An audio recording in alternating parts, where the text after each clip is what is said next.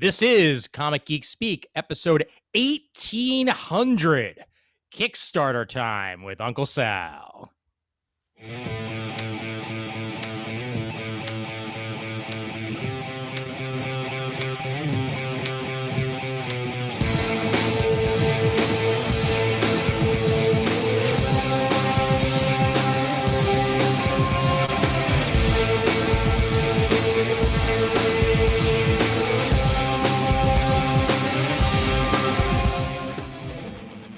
Welcome to Comic Geek Speak. I'm Ian Levinstein. I'm Shane Kelly. I'm Adam Murdo. I'm Chris Everly.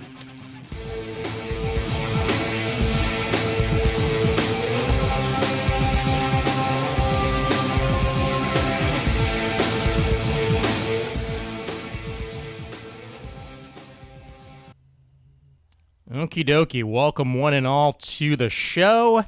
And boy, oh boy, what a show it be. Yeah. As usual, disclaimer, this will be a mature episode. How do you give it a chance? Yeah, right off the bat, Sal. Right off the bat, this one will not be for the kiddies. So any of you who might normally listen to this episode with your 12-year-old or your 10-year-old or your 2-year-old, not the best idea. So everybody just go ahead and keep that in mind. This is the raw and uncut edition of Comic Geek Speak tonight. But before we do get there, I believe we have one more sponsorship in the bin, correct, Murd? Yes. As we were saying, this episode of Comic Geek Speak is brought to you by the Collection Drawer Company, makers of drawer boxes, the easy access storage solution for your comic collection and anything else you happen to have lying about that you need to store and access easily. And that easy access is by virtue of the drawer box structure, which consists of two handy-dandy reinforced cardboard shells that fit one inside the other. And the inner shell pulls out of the outer like a drawer. There's no lid to lift it off the top. So you can stack those drawer boxes on top of one another as high as 5 or 6 in a vertical stack, and you don't have to disassemble that stack to get at the comics on the bottom because there's no lid to lift off the top. You pull that drawer out the front and your comics are right there. Bing, bang, boom. And they come in a variety of shapes and sizes, so whether you're storing comics or magazines or LPs or action figures, etc., there is a drawer box that will suit your particular storage needs. The Collection Drawer Company also manufactures accessories to go with your drawer boxes to make them easier to use, so check out their box sort upright dividers and their box locks plastic stabilizers to help stabilize your vertical stacks of drawer boxes.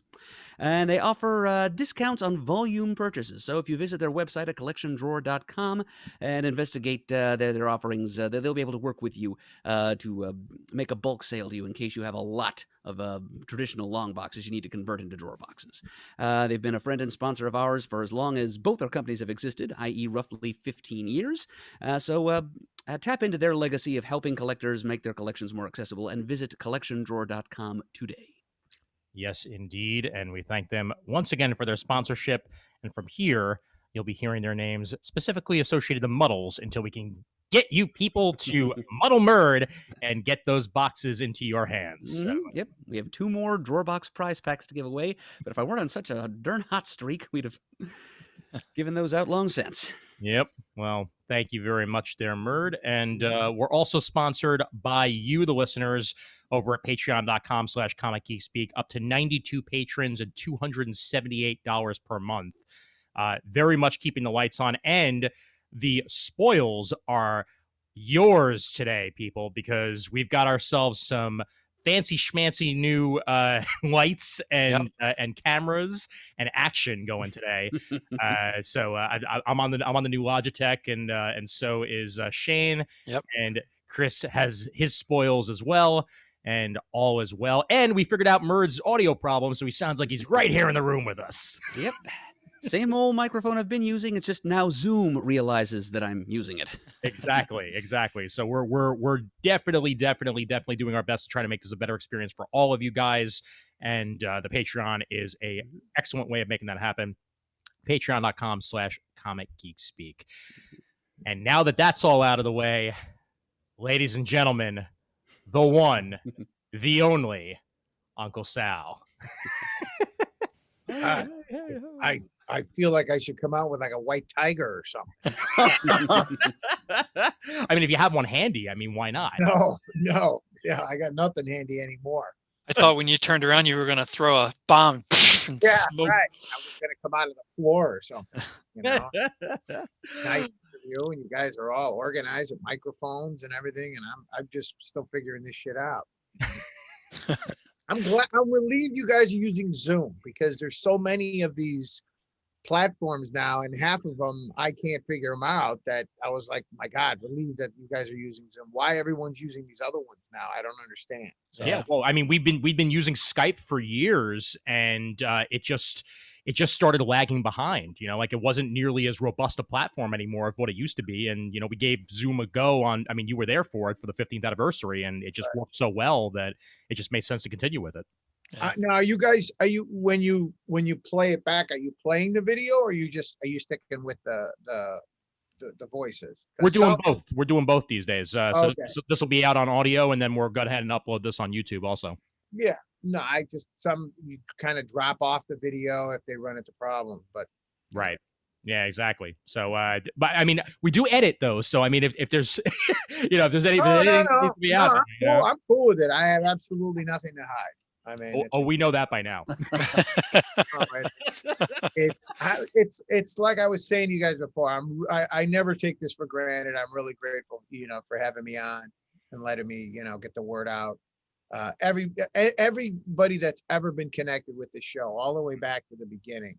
I mean, for every con I've done and every guy I've ever met through the cons and through the show, it's always been, super nice. I mean, it's ridiculous how nice the fan base has always been and supportive everybody's been, from when I did Atomica to all the bullshit I do, with Alex Ross and Bill Sienkiewicz, and coming on your show and talking, nauseatingly about all kinds of bullshit. But no, I just want to say thank you. Everybody's always been so nice and so supportive all through, my God, what's it been? You said 15 years? 15 years, yeah. Yeah, almost 16 now. I mean, we're getting closer to the we'll hit March 15th anniversary mark. Yeah. I mean, well, and we feel the same way, Sal. You've always been a great friend and supporter of the show, and coming on and being entertaining with us, and we appreciate it too. Well, it's all. I also know that there's, I can rub situations raw. I could be that boil on your ass that doesn't kind of lands, and I worry sometimes about the changing world. That my wife's always like, hey, you can't always be an asshole. You got to kind of rein it in a little bit. But sometimes I know how to rein it in, and other times I don't. So if I understand that I can't always be an asshole, I guess is what I'm trying to say.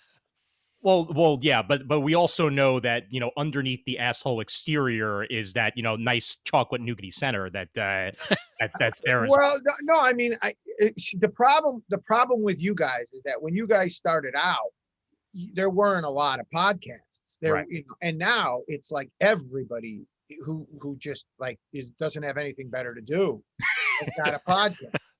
I mean, and some of these podcasts, you're better off yelling out the window than going on some of these podcasts. And so, and they're fine. Good. God bless them. Everybody who has a podcast, but it just seems like you can't keep track anymore. I mean, there's so many of these damn things going on, but for me, I was just, it's such a relief to see you guys are still moving forward with this. Oh yeah. And I mean, there's more and more podcasts every day. I mean, hell, even Pierre Rios has his own podcast. I mean, come on, that's crazy talk. Well, they need someone to cover Puerto Rican restaurants. Someone has to be he's got that market cornered. The Puerto Rican choreographer / celebrity chef is just, that's Peter's thing, and nobody can touch him. Absolutely. But that and tap dancing. He's like the guy on The Prophet. There's nothing you can do. He's got to kind of, I don't know if you saw, Sal. Sorry, speaking of podcasts, Fred Van Lente is launching a podcast based on the play about Jack Kirby's life. They announced that. Yeah, I think I saw it on Facebook. Somebody posted something. Yeah, I mean, because that's interesting to see. I mean, I know that uh, I kind of knew things were going to change a lot when Stan died, you know, that there were going to start to become more bios out, that we're going to kind of lay it out more of some of the reality of what happened with Jack Kirby and how he, you know, he got, you know, screwed over or didn't get the credit he should have deserved. So it's interesting to see a lot of that come out now because I'm a huge fan. Oh, absolutely. Yeah. I mean, there's also I like not exactly a tell-all, but like a like behind the scenes sort of like near the end of his life Stan Lee book that's coming out in a couple of months too. So like you've got everything sort of bubbling up now. Now that Stan's gone. Ian, what's the name of that Stan Lee book? Let me get that for you actually, Thanks. because it's not coming to me. There was been a lot of articles too. I mean, they're jumping on the articles of you know. They're looking for dirt. They're always looking for dirt. They don't want to hear about, hey, how'd you come up with Spider-Man? They want to hear about, you know, behind the scenes bullshit. Yep. Yeah. Ian, that Jack Kirby podcast you mentioned, I was just reading today, coincidentally, that it launched today, I believe. Yep. Yeah. As we record this, and I believe the Stan Lee book is True Believer: The Rise and Fall of Stan Lee. Thank you. Yeah. Yep. So Sal, how you been since last we spoke? It's tough, man. It's rough with these kids home. I won't lie to you. I mean, they are not, when they didn't go back to school in the fall, I was heartbroken, and I'm making the best of it because my wife and I are having to juggle schedules. But it's tough, man. I got a 13-year-old and I got a 10-year-old. Oh boy. Yeah. And they're going to eat me real soon. I mean, I don't have a lot of room left. I'm the one that's going to get pushed out of the lifeboat any day. And I need to be able, I tell my wife, I go, no offense, I need to be able to work and I need to be able to concentrate. So I need to go to my studio, but I can't all the time because, Right. you know, I got to be here with the kids. And I know they want to get the hell out of here too. They miss their friends. They miss being at school. But that and, you know, 10 below zero. Yeah. I'm like Kurt Russell in The Thing right now. I mean, I'm like, you know, when the Swedes put those dogs, you know, in the pen and then they split open and a lobster comes out of one of them. That's my house right now. That's what I'm going through right now. So you get me on a good day, you get me on a bad day, but this week I'm home. So it's just like, don't ask too many questions because I'm going to be like that lady that lights herself on fire. You know, in front of the Buddhist temple in Vietnam. I'm ready to pour the gas and just light myself on fire. You know, I'm getting real close, man.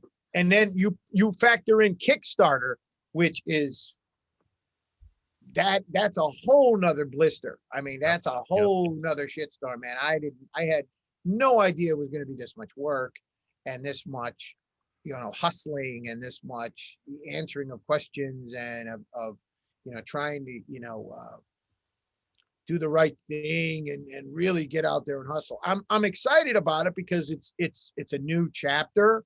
It's a more, for me, it's a lot more of an effective way to do this, you know, because comic fans like that rapport, you know, Artist Alley, you get to meet the guy, you get to show them the art, and then they make a decision. Because when I did Atomica, putting a book out was very primitive. You put an ad in Diamond and then you waited to see what happened. And unfortunately, a lot of comic stores don't buy indie titles. You know, a lot of comic fans don't buy indie titles. There's a lot of brand loyalty there. So when, you know, pre-COVID, I didn't know I was going to do Kickstarter. But then when COVID hit, I thought, you know what? I saw what Brian Pulido were doing. I saw what Todd McFarlane was doing. I saw what the guys at Aspen were doing. I saw what Jimmy Palmiotti were doing. And it's just more efficient. It's more effective for me to be able to go, hey, man, here it is. This is what the art looks like. If you like it, great. If you want to just do a PDF, terrific. If you want to support it with $1 or $5, but I'm not real comfortable asking for money. You know, like, you know, I feel like I'm one of those televangelists, you know, crying and send you prayer water, you know, if you order it. But with COVID, you know, how are you supposed to get an indie title out? I Right. mean, comic stores are not, you know, as tied in as they were. So It's true. Yeah, I'm gonna share my screen real quick just so people can see what the actual Kickstarter itself looks like for the video audience. So here we are with that. But yeah, no, I mean I completely agree with you, Sal. That like I mean I've been going mostly digital myself for a while now, just Yeah. because of space more than anything else. Like I mean I live in the Bronx, like in a Okay. 1-bedroom apartment. So Yeah, yeah. like there's not a lot of room for extra clutter, Right. and that's what comic books are to me. Yeah. But Yeah. having the digital option has really changed that for me, whether it be for Kickstarters or whether it be for just digital in general. Yeah. It really opens up the door for more indie creators and creators in general. Yeah. Well, it was important for me to want it to, this was a personal project, really, really personal project of mine that I carried around for a long time. So it was important for me to also get out to offer a PDF version for the Brazilian market. So I offer it in English and in Portuguese because I know the Brazilian comic market, there's a lot of comic people in Brazil. And so I don't know how it's going to come across. I don't know if I'm going to just come across as the ugly American, doing a book, in Brazil, but I didn't choose Brazil as a narrative just because I thought, it'll be interesting. I'll put these kids in Brazil. It was inspired by some, personal experiences I had, spending time in Brazil. Right. Yeah. You know? Well, I'm sure that with the work itself, that's going to come through, man. I mean, like that's really like actual experience is very easy to tell. Well, you hope so, but because indie titles are tough, man. They're always tough. If you go into indie comics for the money, good luck. It's not, you got to do it because your motivation's got to be because you have to do it and you love it and it's something you really, really want to do. Mhm. And when I did Atomica, I wanted to do American comics and they just were not having it. I mean, DC and Marvel, I couldn't get arrested. I mean, they would not hire me. I mean, I got, your work's too disturbing. What kind of drugs did you do? What's wrong with you? And so I just, once you realize, hey man, they're not going to let me in the front door. You got to do an indie title. It's you better do it because you're motivated by I have to do it. And that's where the hostage came from because it was based off something my experience there when I was in my 20s. And this was something I wanted to do for the last, 20 years. Atomica was more of an attempt at, American comics. I wanted to do a superhero book. Mhm. And I thought once Atomica came out that the phone was going to be ringing off the hook, and it was not ringing at all. So Marvel and DC were not like, hey, you see that guy Sal? We can't live without him. That shit didn't happen. So I was back, I was almost back at the bar after Atomica if it wasn't for, working with Alex and Bill. So Yeah. And I mean, we'll talk about people to work with too. I mean, to be well, able to work yeah, with but folks. it's a blessing and a curse, because that's kind of like golden handcuffs. When Right. you want to be an artist, you want to be an artist. I didn't get into business to be an art dealer, to be a rep. I mean, it's great. It kept me close to the business. It keeps me in the game, but that's not what I wanted to do at all. And so when COVID hit, everybody's lives changed, dramatically. Meaning the biggest was there was no more trade shows. There was no more San Diego. There was no more New York. There was no more, I didn't have any of those shows to do anymore. All of my relationships with our clients were all just direct now. So I had no excuse not to grind on my own stuff. And I just said, okay, I'm going to take advantage of this because I'm home being driven crazy all day, eating Funyuns. I may as well, sit down and finish this damn thing. Now, did you go through a few iterations of this, or is this the first time you've put it together? I put it together a couple of times in the early 90s, black and white. But, you remember in the 90s, putting out a book, there was no desktop publishing. Yeah. If you wanted to go to a printer and say, I do 50 copies, there's no way. You'd have to do minimums of 100,000 or 50,000. And it wasn't as easy as it is now. And, I didn't know how to self-publish. And then, so I had it in my head. I was working in advertising then to pay the bills. I was working at Leo Burnett as a storyboard artist. So I was always working on my samples. and then it just didn't come together. And then when I knew this was something really, really personal to me about these homeless kids. It was always there. I just could never get it out of. I could not unsee what I saw in Rio, and I just felt, man, love it or hate it, successful or not, I got to do this damn thing. I got to get it out of my system, and it was really important for me to finish it. And you know, it's Well, funny. It's go funny. ahead, too, Ian. because, oh no. I was just going to say that, like, I mean, the more times change, the more they stay the same. Because I mean, I remember when when the Olympics was in Brazil, there was all this talk of people being oppressed and kids and stuff like that was still there. And I feel like it doesn't get talked about nearly as much as you would like. Something like this. That I mean, that there's still some really major issues out there, and Brazil is unfortunately one of them. Yeah, and it's gotten worse than when I was there. I was there in the late 80s, and it's gotten from the more of the research I did, and I worked with a great interpreter who Kelsey Trotta, she translated it into Portuguese, and she spent a lot of time there recently, and she's like, yeah, the favelas and the gangs and the street kids, it's gotten a lot worse. The murdered children are getting killed at an alarmingly high rate. So I just felt it was important that, this was something that was not, I didn't want to patronize the situation. I didn't pick homeless kids in Rio as a narrative just because I thought, it'll be interesting. Or yeah, that'd be cool. We can do a Netflix series, or give them a little dog.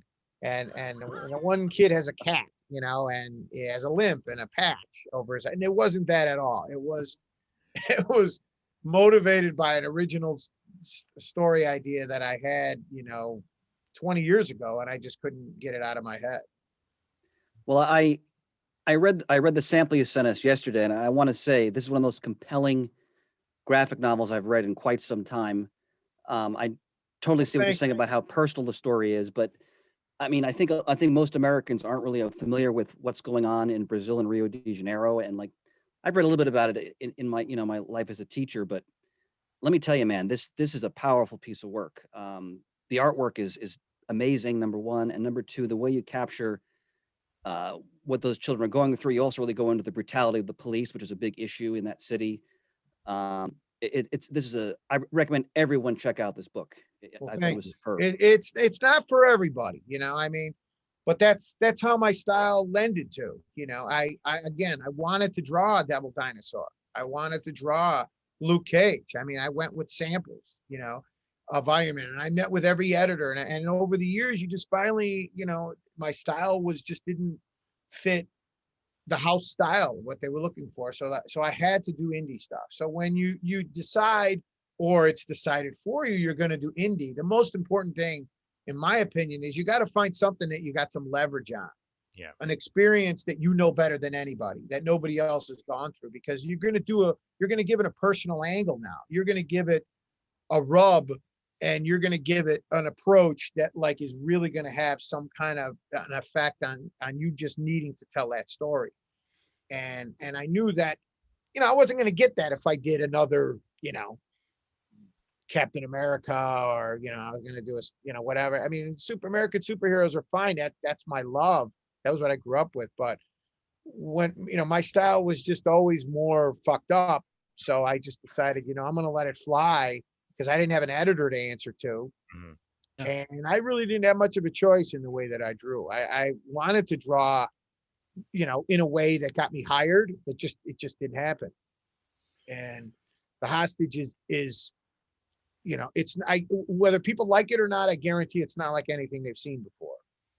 Oh yeah, and that's one of the things that I love the most about today's indie scene. Like, I mean, you could say that, like, the indie boom in the 80s was, the beginning of it, but like comic books have evolved a lot here in America in particular. Embracing, certain European ideals, and, even like, French stuff and stuff like that, and like realizing that there's more out there than just your standard superhero.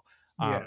And the market has really, I feel, adapted to that significantly, especially in the last like 5 or 6 years. So this is absolutely the right time for it. I think, for anybody that wants to do an indie title, it's tough. I mean, I won't lie to you, because it's your baby, and you've got to be willing to get out there, and putting it out is almost the easy part. Getting comic stores interested, because comic stores, there's a lot of, brand loyalty in comics. Well, when you go to a comic store, you know what you're buying, you know who your characters are. And a lot of indie titles just, you don't see them because the comic store doesn't order them. Right. So you got to be willing to get out there and really hustle and bang the drum. And now that there's no trade shows, that's part of it. Yeah. Us being able to meet face to face is cut off. But I think that, we need indie creators and we need indie titles more than ever. I mean, anybody who wants to get into comics, they always ask me, how do I get into comics? I'm like, shit, don't ask me, because I couldn't get into comics. I mean, working with Alex and Sienkiewicz doesn't count. I'm just like the doorman, at the club. So, but I tell guys, I go, guys, we need indie creators, because you see what DC's putting out and you see what Marvel's putting out. And they're never going to give a shit about anybody more than they care about Captain America or Batman. They're never going to care about the creators anymore. Those days are over, So if you're a creator, you've got to be your own PR guy. You got to be your own, you got to bang your own drum. And it's like, I tell guys, oh guys, we need indie creators, man. We need indie writers. We need indie artists more than ever, because you look at how narrow the comic industry is becoming in terms of what Marvel's putting out and what DC's putting out. Yeah. And I'm not trying to, stick it to the man. I'm just it's just my opinion, because, here was the first sign of the apocalypse. You notice at the beginning of the Marvel movies, they do that flipping of the images, over the Marvel logo. Okay. Remember how it used to be comic book images? Yep. Yep. Now it's movie images. They're Yep. using the real actors. So they're turning their back on the mythology that these characters came from a comic book, almost like they're embarrassed. They don't want to acknowledge that they came from a printed book, because they're almost like, oh, I don't want to talk about comic books because that tarnishes our image of this billion-dollar movie company. That these characters are, most people who love the Black Panther don't realize he was created by two Jewish guys. They think he was just, Disney pulled it out of their ass. Well, that's something that I've been saying for years, even with like the fact that they haven't sold comics in the movie theaters. Like, that's something that I've always like been a proponent of. Like, my local theater in Brooklyn years ago, there used to be a local comic shop that would set up a stand, at the local movie theater and sell comics there. But that was just because they had a deal with the local theater. Right. That wasn't Marvel or DC being like, we're going to put an initiative out there and make sure comics are being sold. Yeah. It says to me that, what matters most to them is the bottom line of the movies, that was not top priority, it's like that with anything that's turned. I mean, look at The Walking Dead. Yeah. Why doesn't AMC or Skybound are allowed to run an ad for Skybound for Walking Dead, the comic, during an episode of The Walking Dead? Because their deal with AMC is the comic book didn't exist. They're never going to acknowledge that the comic book existed, because they bought the rights to the television version. So they don't want to talk about their evil stepbrother, the comic book. It's the same with, look at a million other examples, Road to Perdition, or a lot of things that were made into television shows or whatever. It's almost like they're embarrassed with the printed medium, like something that was made on a dead tree is like, taboo or something. And I disagree entirely, because this stuff is either in your blood or it's not. Comics, at a young age, you're bitten by a vampire. You can't get this shit. I have no choice, than to do this shit. It's like, running off and joining the circus. You get there and the circus is like, we don't fucking need you. You need the circus. It's just. Well, I'm surprised things that you see, like you're talking about the movies and whatnot, now in the credits, a lot of them based on the graphic novels, not based on the series, not based on issue, based on the graphic novel of this or that. And that's disappointing. Well, it's you got to remember something, that they're never going to care about what happened. And you guys probably already know this, but what happened in the 90s when Todd McFarlane and the Image guys got really popular, the comic book companies decided and declared that they're never going to let the artists become more popular than the characters. The characters they own. They don't own the artists. They don't own anything other than, but they can control all of that. So as an artist, it's important for you to remember that, you know, the artist is always more important than the art. You've got to get out there and you've got to do your own thing and try to keep your identity, but you also, you got to make a living. But when I look around and I see what's happened to the comics business is that there's not enough people out there that are trying to do their own thing anymore, because the window is getting smaller and narrower and narrower. And that's a shame, because the indie stuff is the future of comics, man. I mean, you know, I think that when Marvel decides, hey, we're going to, you know, or look at what's happening over at Warner Brothers right now with DC Comics. I mean, with the AT&T deal, things are going to get really hairy over there in the next 5 years. I mean, things are going to change dramatically of what happens to DC Comics in the next 5 years based on what AT&T wants to do. Yeah. I mean, there's been rumors for a lot of years that DC, that they basically want to, because DC doesn't make them any money. The real value of DC Comics to AT&T now is IP. It's basically, it's research and development. It's considered R&D. If they create a character that they can make money out of, like Harlequin or new characters, then that's the inherent value of DC. But we work with DC licensing a lot, and DC licensing is a whole different department than DC Comics. DC licensing makes a lot of money for Warner Brothers, and DC Comics doesn't. The rumor for a lot of years is that comics just cost them a lot of money. They're in the red every year, DC Comics, and that AT&T might start licensing out the ability for other publishers to publish Batman, for example. Like you can publish your own Batman, and then you got to cut Warner Brothers in on whatever it is, 23% or 13%, whatever it is. And that's been a rumor for a lot of years, but I'm starting to hear more grumblings now of, you know, publishers that can say, hey, I want to publish my own Superman title. And they're like, sure, go ahead. We don't have to take any of the risk. We don't have to publish the damn thing. You just publish it and you cut us in on a piece of the action.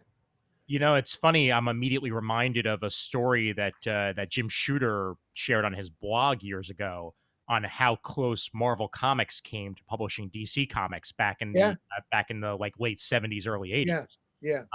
And I mean, I guess like you could say it's coming back around, but at the same time, you know, the industry is very, very different now than it was then. But you also see stuff like, you know, like IDW putting out Marvel collections, and you well, and well, start at the beginning. Look at what AT&T, the first thing they did to DC Comics when they took over was they got rid of their booth.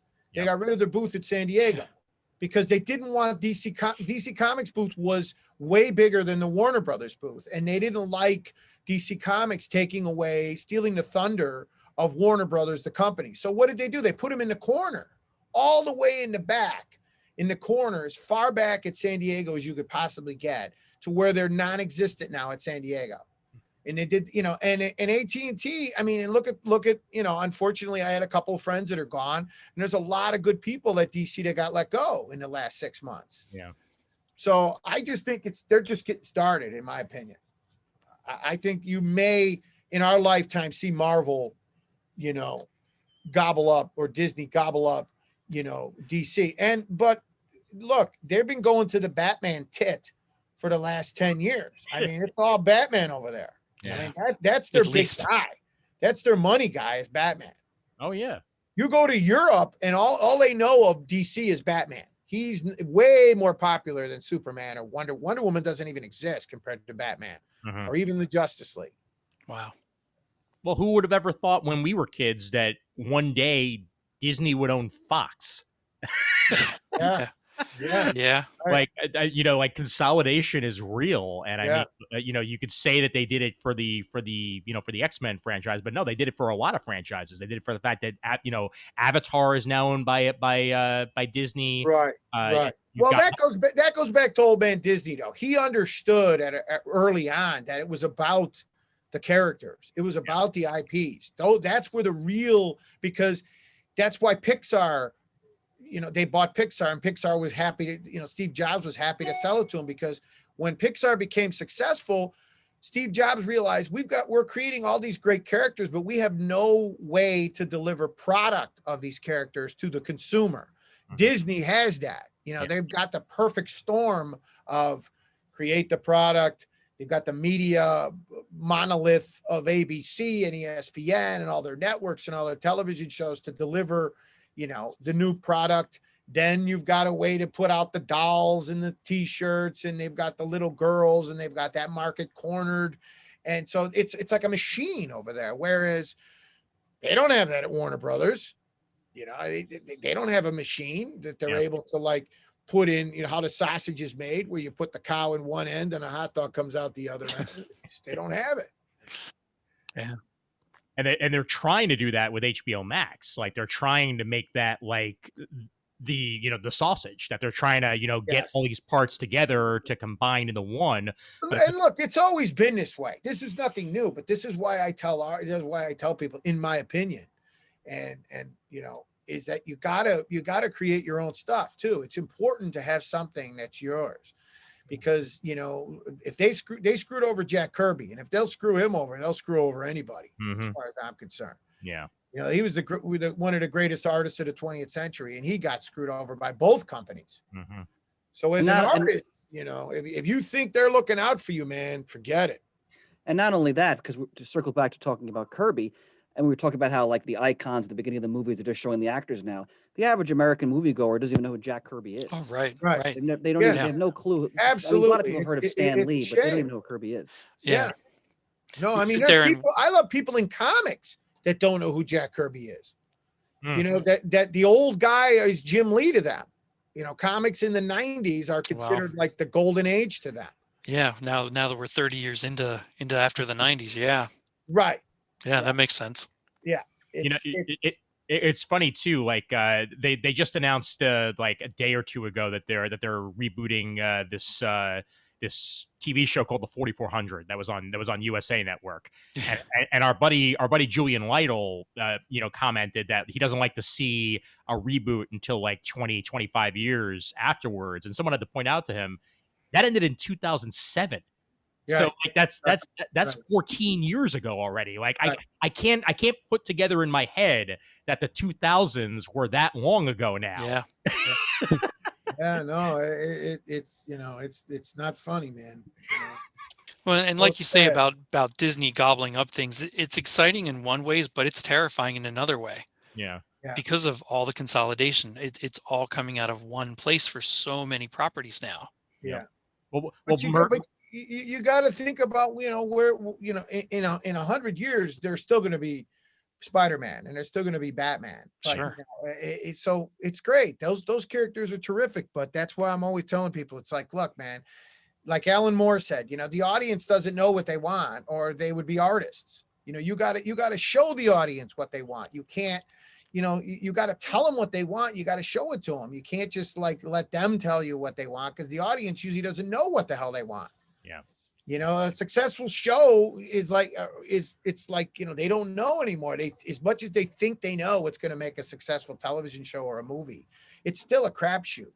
Yep. You don't know what the next big show is going to be, because if they did, they'd make it. They try, you know, they go, oh, we did all kind of market research. That's all bullshit. Oh, right. I was just watching the new Nancy Drew show a couple of days ago, talk about, you know, franchises that have existed for forever, and now they're, you know, trying a new take on it. And it's a good show, but it's like, it's Nancy Drew with a supernatural bent to it. So like they had to like go in there and be like, okay, we've done Nancy Drew before. How can we make it different?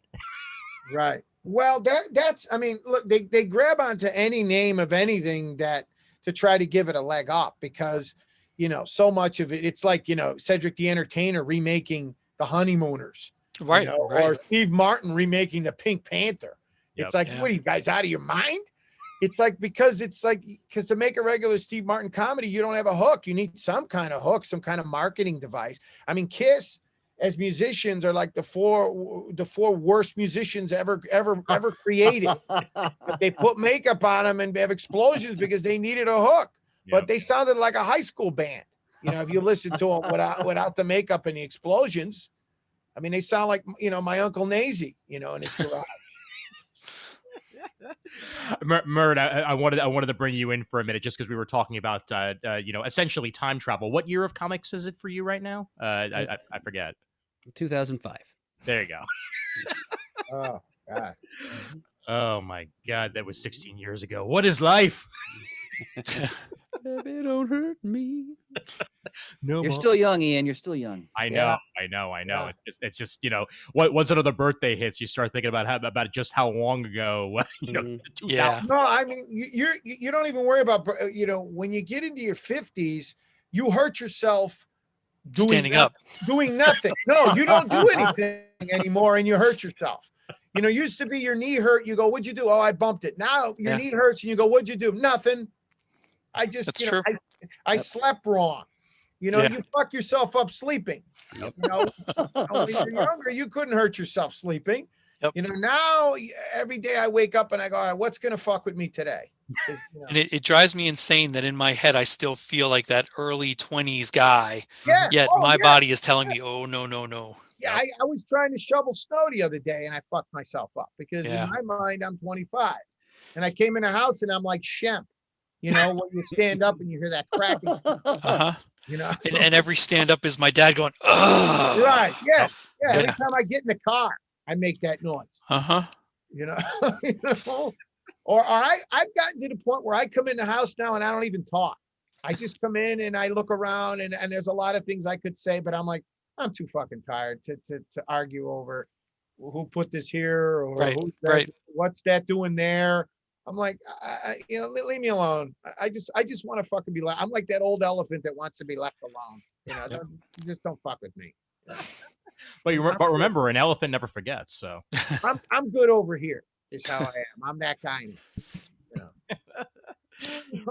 oh my God. Yeah. You Well, that's another part of I'm still having to remind myself. I mean, talking about getting older and stuff like that. It's like, oh yeah, no, sure, I could eat this and be fine. And then especially with COVID and walking around less and all that jazz. Like, oh yeah, right. Weight gain. That's a thing. Yeah. Yeah, we in all seriousness, we got a treadmill for Christmas because we needed to move a little bit. Yep. Yeah. Even if it's just walking on it, that it helps. Yeah. No, these kids, man, they're at that age now where, it's all about, my son is really fascinated with the noises that his body can make.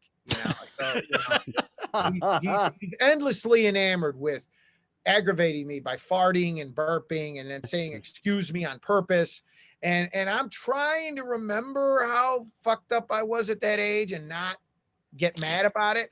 But I'm starting to be like, oh God. And I don't think I did that. my daughter's like fucking like Joan Collins. She doesn't come out of her room. Everything's in her room with the door shut. And she's like Sybil. She's got 16 personalities and they're all pissed off all the time. 10 years old, she slams the door and tells me, oh, you don't want any of this. And she's 10. And I'm like, okay. I tell my wife, I go, look, man, I just want to be left alone. That's why I draw fucked up comic books. You want to know how fucked up my life is? Read The Hostage. And you'll go, yeah. I know where that shit came from now.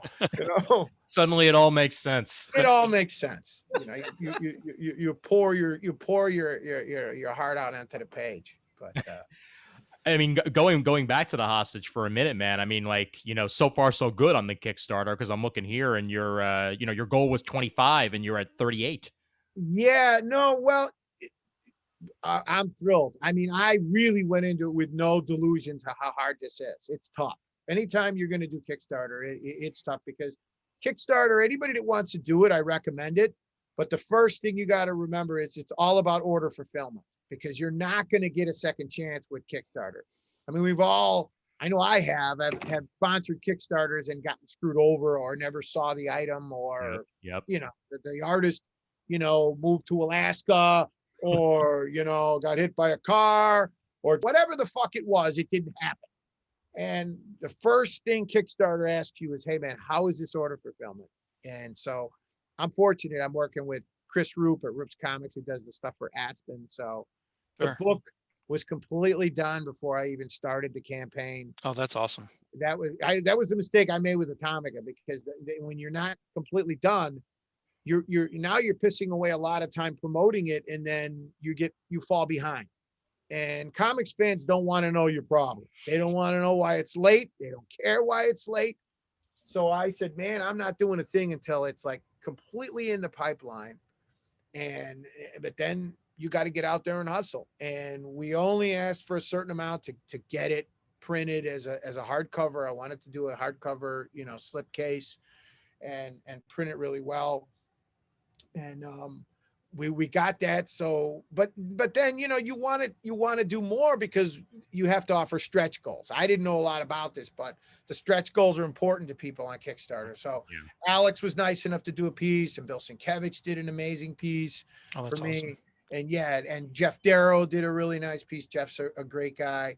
And Eric Powell, the guy from the Goon, he did something, and San Julian, and Jeffrey Allen Love. So I knew that was important to have, lithograph package and other things and a lot of original art. I offer one level that's not real expensive, that I wanted to make it clear that I wanted to try to give an original piece of art with each book, because that's what I used to love to do at cons. I mean, it's great for a guy supports your book. Don't cry, don't bitch and complain. Oh, I got to do him a sketch, or I got to do him it's like, to me, that's what you're supposed to do as an artist. So I did a lot of these handmade postcards starting, like 2 months ago, and each one of them is a little painting and it's a little drawing. So that was important to me, That's cool. that people were able to get an original, whether they were, into the book or not. And the other cool thing about Kickstarter is it's not just comics people that go to Kickstarter. I've gone on there and explored around and ordered crazy shit. And, and so we're getting a lot of people that aren't into comics that are kind of interested in the book. So it's exciting. I've got a fermenter that's coming from a Kickstarter in a couple of weeks that I've been waiting on for a while. It's one of these jars where like you can put something in there and like it basically does work for you, like kimchi style. And I've been waiting for that for forever, but freaking Kickstarter. yeah, it can be rough. I mean, I had a Korean roommate in college, so I don't know about that kimchi stuff, man. That stuff is that. They bury a jar and come back like 3 years later, and it's rotted cabbage. And Italians got it. They're called crock pots. My mother would start crock pot and set the date for like August 3rd when the beef stew would be done. And I could never understand what you start out with like 3 gallons and you wind up with 2 pints of stew. But kimchi, that's different, man. That's like a fermenting body. Oh yeah. That thing up. That's the trunk of a car at the airport when the mob leaves him at LaGuardia for a summer. I'd be careful with that fermenter. Where he's got the maggots on his face, and you open up the hood and you put the Vicks under your nose. I'd be careful with that shit. Oh my God. Yeah, no, my roommate would eat shit that would make a billy goat puke. I mean, I couldn't understand anything. I'd walk in the door, man, and I'd be like, what the? It was like that conversation stopping smell where you walk in and you're like, oh, where you stop whatever you were doing, like when your friend cuts a fart and it stops you mid-sentence and you give him like a really dirty look, like, no, really, don't do that ever again. That was toxic. I'll duly noted, sir. Duly noted. You live in the Bronx. You ordered a fermenter. You don't have any Korean stores in bodegas where you live. Come on. You live in New York, for Christ's sake. I do, but I want to make it myself. I want to experiment a little bit. It's COVID times. Everybody wants to make all these experiments. Look, what do I know? Yeah, I don't know anything. I'm just saying that to me, there's a lot of crazy shit on Kickstarter, and you don't seem like the fermenter kind of guy. I don't know. No offense. That's fair. That's fair. But at the same time, I love my Japanese food. I love my Korean food. And, I want to try to at least like get away. But meanwhile, like in the last like 2 months, we've gotten a Soda Stream, we've gotten a Vitamix, we've gotten an Instapot. Like we've upgraded all the pots and pans because we're stuck here. We might as well, make it a living experience. Right. Hey, COVID has got us doing a lot of shit we normally wouldn't do. Yeah. You got me homeschooling my kids. Okay. That's like the OJ Simpson daycare center. You know, not a real good fucking idea to have me as your homeschool teacher. You know, my decision all day is, hey, you guys hungry? All right, good. That's it. And then my wife will call and she's like, are you checking their work? And I'm like, I can't even know? understand their work anymore. I'm like, I never took algebra. I mean, I sat next to the Asian kid in high school and I copied off of his paper. That's how I got it. I went to a high school where you needed a pen to get out. That's all you needed. You signed your name and they threw your ass out of there because they needed the money. So I'm like, I can't check their homework. I just lie and go, yeah, it looks good. Yeah, I can't do that anymore. They ask for help. I'm like, you go to your mother. I can't do it. I'll do the dishes, the wash, anything. Get a calculator is what I tell them. Use a calculator. You know, what do you want from me? Yeah. And now calculators are, you know, right there on your phone. So it's not like you even have to go searching for a calculator. You know, what I love is when they have, I'm so irrelevant in this house that when they have art projects, they don't ask me. Nothing. I mean, I'll be like, what's the problem? Well, she has to do a couple of paintings for her art class and submit them, and she doesn't do it. We're having a problem with it. And then I'm waiting for the next sentence to be, can you show her? Nothing. Nada. I am like completely obsolete. I am like a typewriter in this house. I just nothing. I am the Hewlett Packard calculator with the paper coming out of it. Nobody touches me anymore. I'm just like nothing. I'm like a brassiere, you know, or a prophylactic. Nobody uses the term anymore. That's me. I'm like Rouge. You know, it's like nothing. I'm the mimeograph machine we had in grammar school. Oh boy, that smelled good. Mimeograph machine with the purple ink that smelled good. Yep. You're looking at him right here. That's me. Oh man, amazing. I'm the used condom on the beach. Here we go. No, I'm like waiting for this. Okay, art project. Sure. Nothing. They don't even bother. And I just go, and I brought it up once. I go, aren't you gonna? And then my wife's like, we figured you didn't want to be bothered. And I'm like, oh, okay. Okay. So now I'm a nihilist in the Fantastic Four. You know, throw them in the negative zone and go away and forget about them. You know. I mean, the negative zone is pretty comfortable. You know, I mean, you got a lot of space. Not in this house. I mean, you know, Chicago's colder than the negative zone, but that's about it. I was gonna say I like your backdrop, Sal. I mean, you got a nice little variety of stuff in the background. Yeah, this is like my, you know, my corner because it's the warmest corner in my office at home. You know, because my office at home used to be my office until I had kids. See, this was the perfect size house without two people. Okay? Me and my wife, it was perfect. I had my own office. Then what you can't see 2 feet to my left is the washer and dryer and the ironing machine, you know, the ironing board and my wife's shit that she's got hanging, you know. And so my office just kept continuing to get smaller and smaller until finally I'm like a gerbil in the corner. They just push me in the corner and go, here, Sal, you know, here's your comic book stuff. Keep that away from us. I got a studio, a great studio. I set it up. I brought all my stuff there, but I got to be home with the kids. Yeah. 2 weeks out of the month is I'm on the gate. You know, I'm like, you know. If it had to happen, I'm not unhappy it happened the way it did with my kids, 17 and 19. They're self-sufficient. They know when to eat. They know how to clean up after themselves. They do their work without me checking on them. Right. I can't imagine going through it where you have to make sure they're doing what they're supposed to be doing. Look, I'll do it. It's important. It's family. Sure. So you make the sacrifice. Absolutely. Now, doesn't mean I like it. It's like, you know, shit and tax when I gotta, you know, you gotta do what you gotta do. Yeah. But it's family. You do stuff for your family you wouldn't do for anybody else. Absolutely. I mean, if this was anybody else, I would have thrown them out. I would have said, get out. I would have said, I can't take this anymore. I literally would have lit myself on fire, like I said, just to get out of here. I was ready to get COVID just to get out of here. You know, fake like I got it and go to the hospital and put a phony respirator on just to be left alone. But, you know, I could see that they're sick of me. They're sick of being home. I really hope these kids, we can get this shit sorted out, man. And I don't have a lot of hope until the fall. Yeah. We're talking about the spring. Right. I don't give us that enough credit to be ready by spring. No, me either. Why the teachers were not front of the list to get their shots, I have no idea. For me, they're more important than fucking astronauts, you know, for teachers.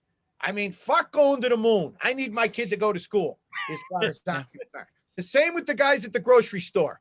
What would we be without food? Oh, yeah. So why didn't they put the guys at the grocery store at the front of the line? Oh, Bowling alleys were more important for some reason. Okay. Teachers, kids being in school, you know what? We'll be okay. We don't need to worry about that. We got, you know, we got the guy that's 160 years old on the block. He needs the shot more. Where's he going? You know, I mean, come on, stop it. So I'm like, we are not in Chicago. It's bad because the teachers are going on strike. Oh, They no. don't want to go back. They're trying to force them to go back, even though the city doesn't have the money to do the shit to the schools that they're supposed to do to the schools. So there's this battle going back and forth. Most of the inner city kids are like dying to go back, but I'm right outside the city. I'm in Oak Park, so I'm right on the border. So my kids don't go to Chicago public schools. They go to Oak Park school, and they closed them all, like right at the beginning of this. So we didn't have a choice other than online learning, you know, Right. which is my kids faking it, looking at a blank screen you know, when they just lie to me and go, the thing's not even hooked up. And when I go in their room in the morning, and go, how's it going? They just wave at me. You know, I'm that, you know, that old guy you're trying to buy beer from in front of 7-Eleven. You just lie to them and go, hey, I can give you a 6-pack. We old timer. That's me. You know, but teachers should be like front of the list. I mean, over the president, teachers should get their shots if it was up to me. Yeah. It was like, I came out of this with one thing. I have like a newfound admiration for teachers that I never had before. How the fuck they do it, I don't know. I don't know. I mean, I'll never understand how teachers put up with it. They're my kids and I can't take them. How you put up with other people's kids? Well, let me speak for all teachers. We can do that because they're not our actual children. Right. My mother, see, when I went to school, my mother used to tell the teacher, if he's a pain in the ass, beat the shit out of him. That's what my mother would Yeah, tell. we're not allowed to my do that teacher. anymore. No, that's what my mom would tell my teachers. If he's here and he's causing trouble, kick his ass. I don't care, you know. Now my kids, you know, I could see they got, their schools are so nice. They got carpeting and they got, you know, pencils and they got books. And I go in the room and I go, this is like fucking Mardi Gras compared to where I went to school. I was like Tom Sawyer when I went to school. Huckleberry Finn, or like I was like the Little Rascals with the dog with the circle around his eye when I went. You know, the schools they got now, my God, you know, but I'm hoping the other end of this September is my hope that the schools will be back to normal in the fall. You know, cons. That's going to take a little longer. I was just going to say. Not until we could plan cons this time next year. Yeah. But when I see Reed is talking about Chicago in December and New York in October, and I heard another one. I heard they're planning one in Seattle in December. Sure, that's great. That's wishful thinking. You know, I mean, you could plan it. It doesn't, you know, but when you contact me and say, hey, Sal, you know, we need 30 grand for your booth. Send us a check. I'm like, for when? For December? I'm like, guys, the McCormick place right now is still a hospital. Right. They're still using it as like a center where you're supposed to go. Ain't gonna be no con in December. You know, I mean, this summer, San Diego told me that they're not comfortable with going 2 years because this summer will be the second year. There won't be a Comic-Con. Yeah. So they said they're going to try something. Now, that's wishful thinking. You know, I think they might try something because they got that little museum. They got that San Diego museum now, the Yeah. Comic-Con museum, and they're doing a lot of fundraisers. So they might do something like that, but nobody's ready to get on airplanes. Nobody's ready right. to go to cons. I mean, Yeah. assuming we're all good, that's not going to happen till what? I mean, you guys got opinions on this. I'm saying September at the Oh, soonest. at least. At I'm the thinking- at the very earliest. Yeah. Yes. Right. Well, So, to so echo what you're summer saying- is shot. oh, sorry. So, Oh, so yeah. basically, we're Yeah. losing another summer. I mean, because you can't just throw San Diego together at the last minute. You know, I need to know by March Mhm. if we're going to do San Diego in July. Yeah. Because I can't just say, you know, in June, hey, Sal. Oh, no, it's too late. And even if they say it in March, you can't take it that it's going to work either. Well, cons are about this. Cons are about, you know, we like to, you know, you're about talking to people, shaking hands and having a good time and having a mental release of you know, seeing your friends, looking around and mixing with 150,000 people. Not to mention, you got to get people getting on airplanes from other countries. And we're Yeah. Typhoid Mary right now, the United States. Nobody Yep. wants to come here. Yep. No, that could change by this summer. You know, Sure. if we make some real progress and we really get off our asses and do what we're supposed to do. But, you know, these guys that were in charge before the guy that's in charge now, they fuck up a 2-car funeral. So I don't know what's going to happen. What were you going to say, Chris? No, I was just going to echo Sal's sentiment again. Speaking as a high school teacher, is that nothing happens until schools are dealt with because economically, if you need parents to get back to work, everything we're talking about, you Everything. have to get the schools open. Yep. And like in my state of New Jersey, the governor made the decision where originally teachers were going to be vaccinated right after healthcare workers, but then they decided to bump us down. And Sal's going to love this. They decided to vaccinate smokers first. Yeah, that's perfect. Yeah, because they Perfect. felt that that because they're more likely to get sick and then be infectious.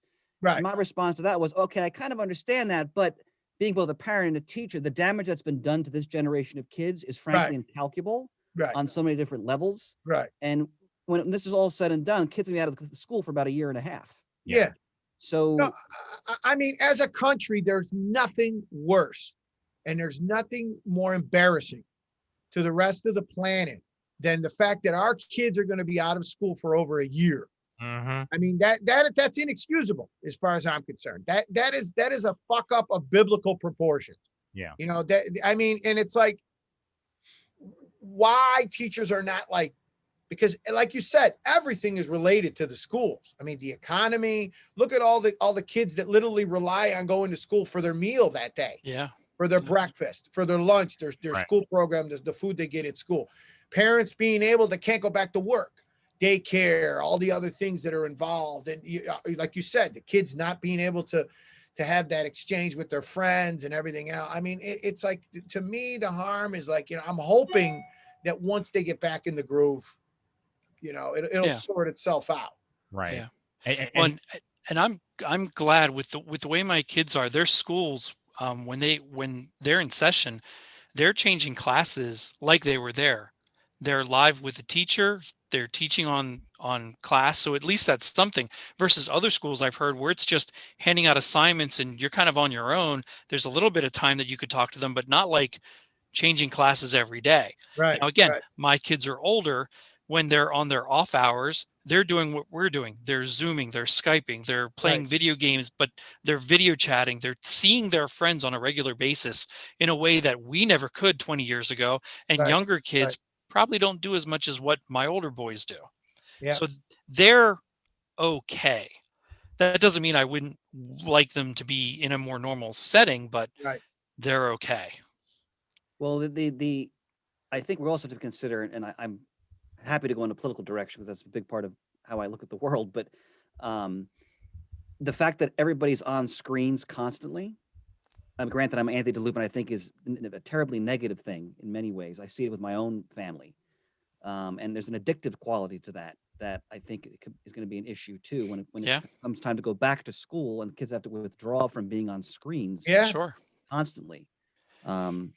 The other thing, and I think Sal made a great point before. I kind of remind you of something that, I'll get a little political. I won't name names, but this is a country that can invade, other nations in the drop of a hat, but we can't coordinate an effort to vaccinate our own people. Yeah. Right. And the bottom line is, and I think this speaks to Sal's frustrations, when you just tell the states, okay, you do it. Yeah. This is like the equivalent of like D-Day. You have to have the federal government coordinate everything and use the military, which we spend Right. $700 billion a year on, Right. to Right. get this stuff out to people. Yeah. Well, Look, guys, Stop editorializing. we built the Empire State Building from a hole in the ground to completion in 13 months. mhm. Okay. We dug out the fucking Panama Canal. Right. And you can't vaccinate people. You can't. I mean, this is embarrassing. We used to really be able to do shit like this better than anybody else. I mean, you look at what we accomplished during the Second World War. There's a Ford, the building where the Ford plant it was that served that built the B-29 Stratofortress is about a mile from my house. Okay, they had a B-29 coming off the assembly line every 42 minutes during the Second World War. That's a fucking Stratofortress. That thing's as big as my ass, that plane. That's one where you could drive a fucking Greyhound bus inside of it. Every 42 minutes, they had one of those coming off the assembly line. But we can't vaccinate teachers. Yeah.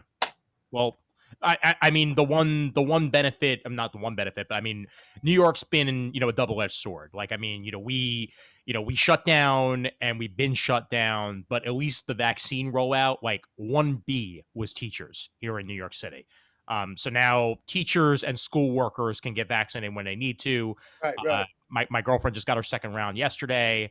My parents have been vaccinated because they're 65 and older, yada, yada, yada. But also at the same time, getting the word out and getting people actually on board with the vaccine is just as hard as anything else, because like they opened up Yankee Stadium as a site here in New York City, Right. and there were like thousands of appointments just sitting there because Yeah. I mean, that's the problem. Old people, and I know this from personal experience, older people might have trouble booking an online appointment. Yeah. My father only got his vaccine because I logged on at midnight one night and got him the appointment, because he is a Luddite when it comes to computers. Yeah. And it wasn't going to happen otherwise. And I'm sure there's plenty of other people out there. And there's also just general doubt with the vaccine and life in general right now. That's really hard to get into people's under people's skins. It's Yeah. tough. It really is. I think, unfortunately, the bigger problem in all this too is that what it's done to the morale of the country. Yeah. What it's done to the morale of all of us, because it's, we used to like to think that it was like we got shit done and that we would all come together. You look how we all pulled together during 9/11, after 9/11. I mean, Sure. I've never seen anything like that. You look at but what aggravates me is when they compare this to World War II. It's like World War II, people were rationing. People were doing everything they possibly could to get it together. If FDR, can you imagine if FDR would have just told the states, you know what, Hitler, not so much of a problem. We'll be okay. He'll just go away and it'll kind of solve itself. We'd be eating strudel right now. I mean, it's like we'd have a bayonet up our ass. It's like you would have to approach this as if it's life and death, because it is. Yeah. I mean, it is. And so when people complain to me about, I don't want to have to wear a mask, I don't want to have this, it's like, I don't want to have to stay home with my kids. Start there.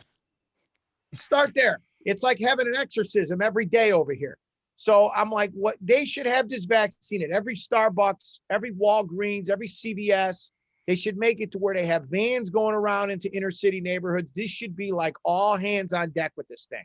Yeah. I can order a book at Amazon right now, and in 20 minutes, the guy's knocking on the door. Mm-hmm. And drop a Yeah. fucking telephone book that I bought from 20 years ago that I don't need on eBay. It shows up, but I can't get a vaccine. How the hell did that work? I would go into Amazon. I would say, right now, you guess what, guys? You guys are making vaccines. All this other shit, move it over in the corner. We're making vaccines now. And going back to what you said about September, I think that's why September is the earliest that this is going to happen, because a lot of people aren't even going to have a chance to get their vaccines until the summer. And then, you know, like, which is why the idea that there are some cons that are trying to get run in like June or Yeah, July. there's no way. No, It's a it's pipe. not. Look, the reality of it is you could plan those things. Yeah. But yet you don't really have to like invest any money in to announce, hey, we're gonna have a con on this date. Because you know, it's one of those deals where it's like I know for a fact that they're starting to plan, you know, Cirque du Soleil and Broadway is planning on trying something in May. They're trying something in June. Yeah. You know, because they need to get Broadway back in New York, because that's what's affecting a lot of tourism is there's no Absolutely, tourism in New York because Broadway and all the shows are gone. Vegas, all the shows are gone. Cirque du Soleil, everything is gone. So they're going to try to do some warm-up stuff to see, and even concerts. I heard Eric Clapton is going to, he's got 3 concerts planned for the fall, September, October, November. So that, you know, that tells me that they're hoping we have a good spring and a real good summer of a lot of vaccinating and a lot of you know, us getting to work. Like here in Chicago, our cases are coming down. We're getting better, but that's because it's fucking Siberia. Nobody's going outside. So it's not going to affect anybody. But then, you know, everybody will be out scratching their ass for Valentine's Day and they'll be sick on Monday. But it's the constant, you know, cycle of whatever. But I got a good vibe about next year. I think this time next year, we can have really healthy conversations about who's going to Emerald Con. Right. You know, who's going to San, because I think we all want to go back because those are like celebrations to me. Oh, I sure. love to see people that I only get to see them once a year, you know. Sure. And the same with, you know, the movies. I think we'll all go back to the theater. You know, I really believe theaters will be back. A lot of people don't think so. I tend to think that there are still people that want to go to the show. I do personally. I mean, I mean, talking about Broadway, I miss Broadway too, because like, I mean, Broadway was what I would do, you know, because I had the option. I get myself a cheap ass seat. I'd sit all the way up and I'd watch a new Broadway show, you know? Yeah. I think we'll be back. I really do. I have a lot of faith in but you got to be realistic. It's not going to be back for a while because people are still afraid. You know, I think. And I'm open to things that they've put out there, like Broadway shows, pay a little bit of fee, watch something on your large TV, HD TV now. Mm-hmm. It's something. I've enjoyed it because it's better than nothing. Yeah. And it still gets them out in the world. People still get to watch this stuff. Right. I'll take it. Right. I just watched on Disney Plus this past Friday the Newsies musical on Disney Plus. What a performance that whole thing was. And I mean, like, talk about, like, I mean, the Newsies movie is great, except for Christian Bale, who can't sing or dance for shit. And they did such a great conversion of that into a Broadway show. It's a real treat. Yeah. I would like to point out. So go ahead, Sal. No, go ahead, man. No, I'm going to mention to people, if you do want to go to a comic book show, my old friend John Paul is still running his 20-year plus NewJerseyComicBookShows.com. They are now running them again with obviously with limited capacity, you know, and all kinds of protocols in place. But again, these are old-fashioned, back issue heavy local shows in the New Jersey area, and you can go to one of those shows. Check them out online. Kind of like that's the way they always were. I mean, they were in the church basement. They were at the Holiday Inn, and those were great. You go through boxes, you buy comics. You know, and there's a lot of people, you know, there's a lot of those are, I see that I miss a lot of that. I mean, that's another reason where, you know, Kickstarter became more viable for me was I loved Artist Alley, but Artist Alley over the years has gotten, it's really taken a beating because it's competing with more cosplay, all the signatures. You got Tootie from the Facts of Life. She's there selling her signature. You know, the guy that got stuffed in Planet of the Apes, you know, they cut his head open. He's there signing shit. You know, I mean, it's like the guy from the Warriors, and no one's buying comics anymore. No one's going in Artist Alley talking to comic artists anymore because they're just getting pushed in on all sides. And so, you know, it's unfortunate, you know, that's why I like to hear when you say shows like the one your buddy's putting together, where those are great shows. You could just go and buy comics. You could talk to people about comics. You could see exhibitors and buy, you know, back issues of all kinds of shit, you know. I mean, that's kind of, it's interesting to see it come full circle and go back around. Yep. Yeah, absolutely. And I mean, going back to, movie theaters and stuff like that, like, I mean, I got a new TV for the exact reason of like, I knew that I was going to be in here for a while and I wanted to be able to watch things, nice. But Sure. at the same time, I missed the theater experience. I miss being there, laughing at the same time as other people, like shocked about things at the same time as other people, because it's that communal experience that makes going to the theater worthwhile, that makes going to the movie theater worthwhile. Bag of Twizzlers. Yeah. Cell phones going off and you getting pissed, Right. Yeah. Take a shot at the wife in the balcony, and get shut out. Are you fucking crazy? Stop it. God, what's wrong with you? Get one of those. Such an asshole. Murd, did you ever make it to the theater? Did you ever make it to any of the movie theaters that were open around you? I got to see Wonder Woman 84 a few weeks ago. Oh, excellent. You know what? You might as well let us know. What'd you think? I don't know. Now's maybe not the best time, but we can get further into it in a comic talk, but I assume the answer is meh. Well, no. Actually, I was 100% in your camp, Ian. I thought it was really quite enjoyable. I mean, the subject matter was not quite as serious as the original movie. It was much more concerned with invoking the 80s than it was with invoking Wonder Woman, or even with invoking coherent storytelling. But it was a fun ride. It really was. People forget it's a tough character anyway. I mean, Wonder Woman is never.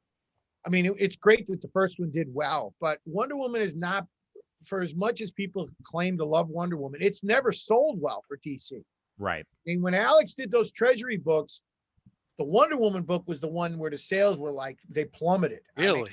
Oh, yeah. Superman, Batman, Captain Marvel, all great. The Wonder Woman book just didn't sell. I mean, It's like, even when we had the original art, because we auctioned off all the original art for 9/11.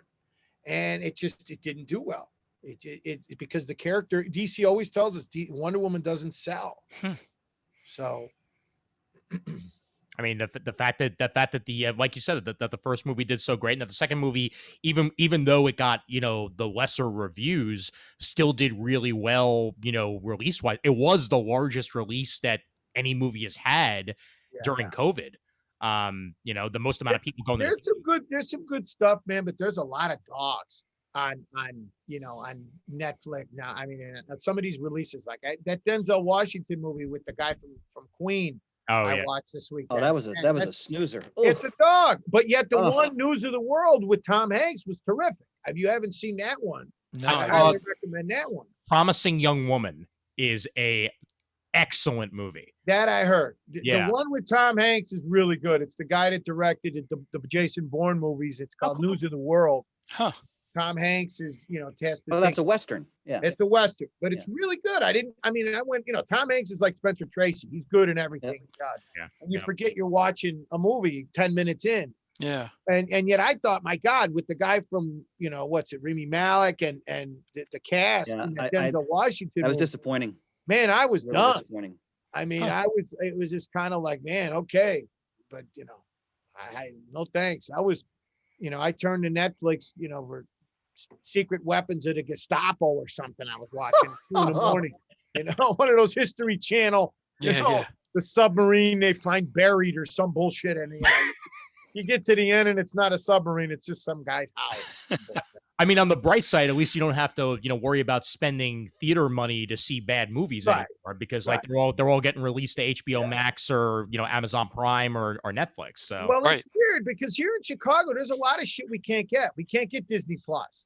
We don't have, we get Netflix and we got HBO Max, but we're on Comcast and they won't sign a deal to get Disney Plus. Really? So it's the weirdest thing. I've tried 3 times to get it and I can't get Disney Plus.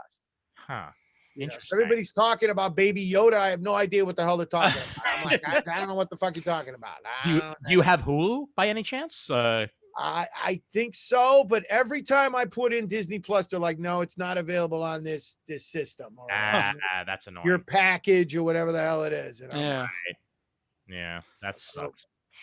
It's somehow I'll survive with the 3,000 other channels, you know. I was gonna say you still have like 947 other movies to Right, watch. Yeah. right, yeah. You know, as long as you don't have, you know, we had those months where you were watching, you know, Anderson Cooper, and you're talking. I'm the old guy talking back to the screen, you know, where you're yelling back at the screen. I told my wife, I'm like, I don't want to see that shit anymore. When the election was over, I'm like, I'm done. I need to purge my system. I'm like, nah, I need to, like, you know, like put leeches on me to get the shit out of my blood. I got to get out of here. I can't take it. I've been taking it, you know, this time to see some of the classics. I saw When Harry Met Sally for the first time a couple weeks ago. Oh, First time. Wow. Ian, Yep. First time. Wow. Yep. That's You what's are a young kinda man. Cool. That's what's kind of cool about my son is that I show him movies like for the Matrix for the first time, Sure. and the Star Wars movies, you know, like the other ones for the first time. And there's some that he's like, wow, when did this come out? Or is, you know, is this that? Or is it? And I forget, like the second Terminator movie or the first one, both the first and second one he'd never seen before. And he's like, yeah, some of these aren't so bad, you know, because they think if it's new, so it's got to be new for them to like it. Right. I go through the same thing with my boys, and then they sit down and they're not interested. But once it's playing, they're like, well, what's happening there? And they sort of creep their way in, but they won't admit it yet. Yeah. Till the end, they're like, wow, that wasn't too bad. I'm like, Right. I might know what I'm talking about a little bit. Yeah, well, classics are classic for a reason, you know. Yeah, yeah. You know, half the stuff that they're watching now is derivative of the old stuff anyway. Yeah, but they don't want to hear that. No, Yeah, they don't want to no. hear that. They think that anything that's not CGI. I love is this CGI? You go, no, and they're like, oh, well, then I don't want to. Right. Well, and we started showing them like the whole John Hughes run, 16 Candles, Pretty in Pink, Breakfast Club, all that stuff, and some of that I get why they wouldn't care for it, but there's some that they really got into. So Yeah. I've been pleased. I'm glad. My son's at that age where, you know, you're there and you're watching a movie and you're with your wife, and then my son is there, and then, you know, a couple starts going at it, you know, and now I'm like, oh shit, am I supposed to say something? Am I supposed to change the channel? You know, I look at my wife, I go, well, how long you want to let this go? Because some of them are like, you know, things are inferred, and in other ones there's like, you know, there's some hard action going on, and I'm telling my wife, I'm like, I don't know what to tell you. My parents didn't give a shit. They were like, whatever, you know, but she's like, yeah, go ahead, let it go. And, you know, and so I'm curious. It's that awkward age they're at, you know? Yep. It's fun. It's fun for things that we used to watch that we knew they were in the room, but they never got it. Went right over their head. Right. And now they're rewatching certain things, certain shows, movies, and now they get it. And they're like, ooh, I didn't know what that meant back then when I watched it. I'm like, well, that's what it means. No, it's like, I'm like, oh, you know, because my son, he's one of those kids, he hit puberty. He's 13. I didn't hit puberty till I was like 30. You know, he hit puberty. He hit puberty already, you know, where he's got the deep voice and he's got the hair, everything's hairy. He's got the hair on the mouse already, and everything is all, you know, his legs, he looks like fucking Dr. Zaius, you know, on Planet of the Apes. You know, you see him in the middle of the night walking around, and it scares the shit out of you. You think, you know, my wife's cheating on me because you see like Wolverine in the hallway. Yeah. And I have no body hair at all. I mean, nothing. I'm one of those hairless Italians. You know, the Sicilians are not big on the hair. You either got a lot, you don't have any hair, or you're like Robin Williams, where you got the hair on your knuckles and the hair on the insides of your palms, and you look like something like, you know, those Aborigines in Australia. But my son, he's like, my God, he sounds like, you know, his voice is like Darth Vader already, you know, at 13. Wow. And I hear him when he has these Zoom meetings with his friends, and it sounds like he's having a conversation with a bunch of guys, like old guys. I'm like, what are you talking to? You know, it's, you know, I'm like, wow, these kids all got deep voices already. You know, it's like either they're getting mature at a young age, or I'm just an old guy. So I think it's just, I'm just old. Well, when I had my bar mitzvah at 13, I hadn't hit puberty yet, and then like a week later I did. So by the time I got back the bar mitzvah pictures, I didn't look like that anymore, and I could have grown this beard if I wanted to. Like I was that 13-year-old kid with like the stubble because that's the way it rolled. We had a guy in my grammar school in 8th grade, Fred Asipo, that he was so hairy they put his picture with the teachers by mistake when they took our school photo. you know, because the fucking kid had a beard in 7th grade. I mean, I kid you not. And it was one of those things where he looked like old man Logan in 8th grade. And so you were like, what happened to this guy? You know, where we were just still trying to make our way. We were like, you know, Peter Brady and Fred Asipo in 7th grade could buy us like, you know, Cuddy Sark at 7-Eleven. He could go in and there was no problem. He could buy us cigarettes and cigars and do whatever the hell he wanted. He'd get arrested, put in real jail, the whole Megillah.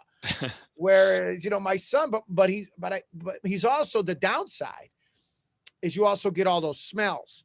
Oh boy. Where he gets up off the couch and you're like, you know, there's that ass smell where you're like, hey man, you got to get in there and wash your ass because you're not a kid anymore. And it's like a homeless guy was sleeping on my couch the other night when he got because he's 13. And when they hit puberty, man, you gotta take a shower like regularly. You don't take it when you feel like it anymore. Yeah.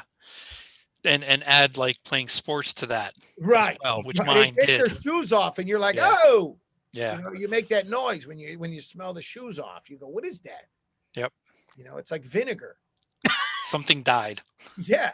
You know, and when I do the laundry, I'm like, what is it about boys that don't want to wipe their ass? It's like, guys, you got to wipe till it's clean. What are you doing? And I'm doing the laundry and fucking autopsy. I'm like, what's going on? I mean, it's not funny anymore when you're 13 and you're still getting like, you know, the lightning bolts on the underwear. I'm like, and he gets mad and I go, look, better I tell you. Oh yeah.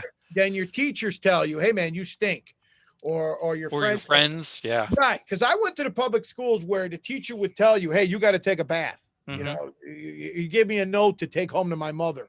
You know, that you're little Nashada kid, they call you in Italian, which means you're that little kid that stinks. And you don't want to, you know, I tell my wife, I go, you handle my daughter, because that's the girl stuff, and I'll handle our son. But he gets pissed when I tell him he's got to go wash. Yeah. You know, I'm sorry, man. He's at that age. Yeah, well, I mean, you don't want that trail of stink around the house, you know. It's too late, man. My couch smells like the one at the public library. You know, you go in and you're like, Jesus, there's like hair in between the cushions and food. I mean, any given time I can like eat. I could survive for about a week off food that's between the cushions in my couch. I find bread, pieces of sandwiches, shit they decided they didn't want to eat anymore, you know, half a bag of Twizzlers, shit that's been chewed, you know, that piece of chocolate you gave them, they took a bite, there's a molar mark in it, and they put it between the cushions. And I say, guys, what is all this shit in here? And it's just because they're at the age where they think you don't know any better. Yeah. Which is the age of any age after 1. Like that's that. Yeah, no, it's my mother always wished, she said, when you get older, I hope your kids are crazy bastards like you, so that, you know, they get even with you. And she got her wish. She got her wish, man. I mean, she'd be laughing hysterically if she could see what my kids put me through. Do your kids read it all? I mean, are they? I mean, Yeah, are see, they? that's the other unfortunate thing about this generation, man, is that you try to get these. If somebody would have given me a stack of comics, you know, when we were kids, man, if somebody gave us a free stack of comics, it would have been like, you know, you died and went to heaven. These kids, they don't want to read comics. Nope. It's almost They don't want like to read anything. They don't want to read anything, man. Their attention span is like, it's got to be video. It's all about video. Yep. I give them stacks, graphic novel, just trying to turn them on to something, hoping something will, you know, they'll see it and it'll explode. They want no part of it. You know? Yep. I say at least once a day, read a book. Yeah. Yeah. We force them. I tell them, hey man, you got to turn that thing off and you got to read for half an hour. And it's it's like you ask them, you know, oh, you're like chopping their left arm off. Yeah. It's terrible. You're a awful parent if you ask them they got to stop for 30 minutes and read. You know, and I'm just like, hey, you know, my wife's real pissed about the screen time. She's like, they're on these screens way too much. And we try to tell them even now that it will help your vocabulary, your understanding, how words and sentences work together, speaking in public. It all works together. Yeah. No, you hope. I mean, I mean, even with my stuff, You know, I mean, you try to show them stuff and they're just, you could see it in their eyes. It's just like, Mhm. goes right past them. They Yeah. humor me. They're like, oh yeah. Oh, that's nice. You know, Yeah. that's good. You know, and You'd be able to understand so many of the large words that Murd will randomly throw out sometimes if you just read a little bit. Come on. right. You know, Yeah. right. I don't think we're a nation of readers in general, and I don't think that's really part of our culture anymore, if it ever has been. I know in the classroom, I can tell right away which kids read because of the way they speak very well and their Sure. vocabulary, Sure. and that's a limited number of people. Yeah. Yeah. So It's going to be interesting to see how all this shakes out 5 years from now. You know, what the effects of being home for a year, like you said, with this too much screen time and everything. But, you know, I think kids are resilient. I Oh, think, they are. you know, at the end of the day, you know, I think I could see them really, really missing hanging out with their friends and in person and doing that stuff. And I think once they get out and about and they go back to school, I think they're gonna love it. They're gonna prefer, you know, the straight one-on-one with the teacher and the response versus the bullshit at home. Yeah. Because I know after this, you're gonna have to like cough up a lung to stay home from school. I mean, your ass is going to school. My mother, there was no staying home from school. I mean, even when we got older and you wanted to cut school, she used to say, hey, you don't have to go to school, but you can't stay here. You know, you got to either get a job or you got to go to school once we were past 18 or we Sure. were at a certain age. So I'm the same way here. When they fake sick, I'm like, nah, man, you got to go to school unless you're really sick. Yeah, no, my mom was the same way growing up. Like, I mean, she was a speech pathologist, so you know she worked in the school Right. system, Right. so it was very hard to trick her into I'm sick, I can't go anywhere. It's like no, your school's around the corner, you're going to school, like that's it. Like Walk it off. My mother was a big walk it off gal. I got hit by a car and broke my arm, and she's like, "You got to go to school tomorrow. You know that, right?" She told me that in the emergency room. That I was going to school the next day. She's like, "It'll be great. You get people to sign your cast." Yep. She's like, "You can't stay home and watch I Love Lucy. You got to go to school." But it's the episode with the chocolate factory. Come on. Right. No, not with my mom. Or With the my mom, Vitamita Vegemin. with my mom, you were going to school. Oh, When I went to college, she didn't even know I went to college. She was like, I just went to college. There was no send off. There was no party. There was just like, I went to college, and she's like, when did you leave? You know, like 2 years later. To change the topic back to, I mean, since we are talking reading, I mean, at least on the bright side, like Jamal Igo brought this up on Twitter a couple of days ago, that in general, comic book sales are up. Like it's not like people aren't reading, because you know, because clearly the numbers say otherwise, and that's hopefully they're not just buying it and putting it on their shelf. Hopefully they're actually freaking reading the thing. Yeah. But you know, either way, you know, the comic book industry is pretty decent right now. Yeah, I think collectibles too, as a whole, are way up. Yeah. Oh, sure. I mean, I know Sure. I did an article, you know, the other day with Forbes, and he wanted to talk about original art. I thought he wanted to talk about the hostage, and he's asking me about original art. I'm like, well, whatever, you know, it's fine.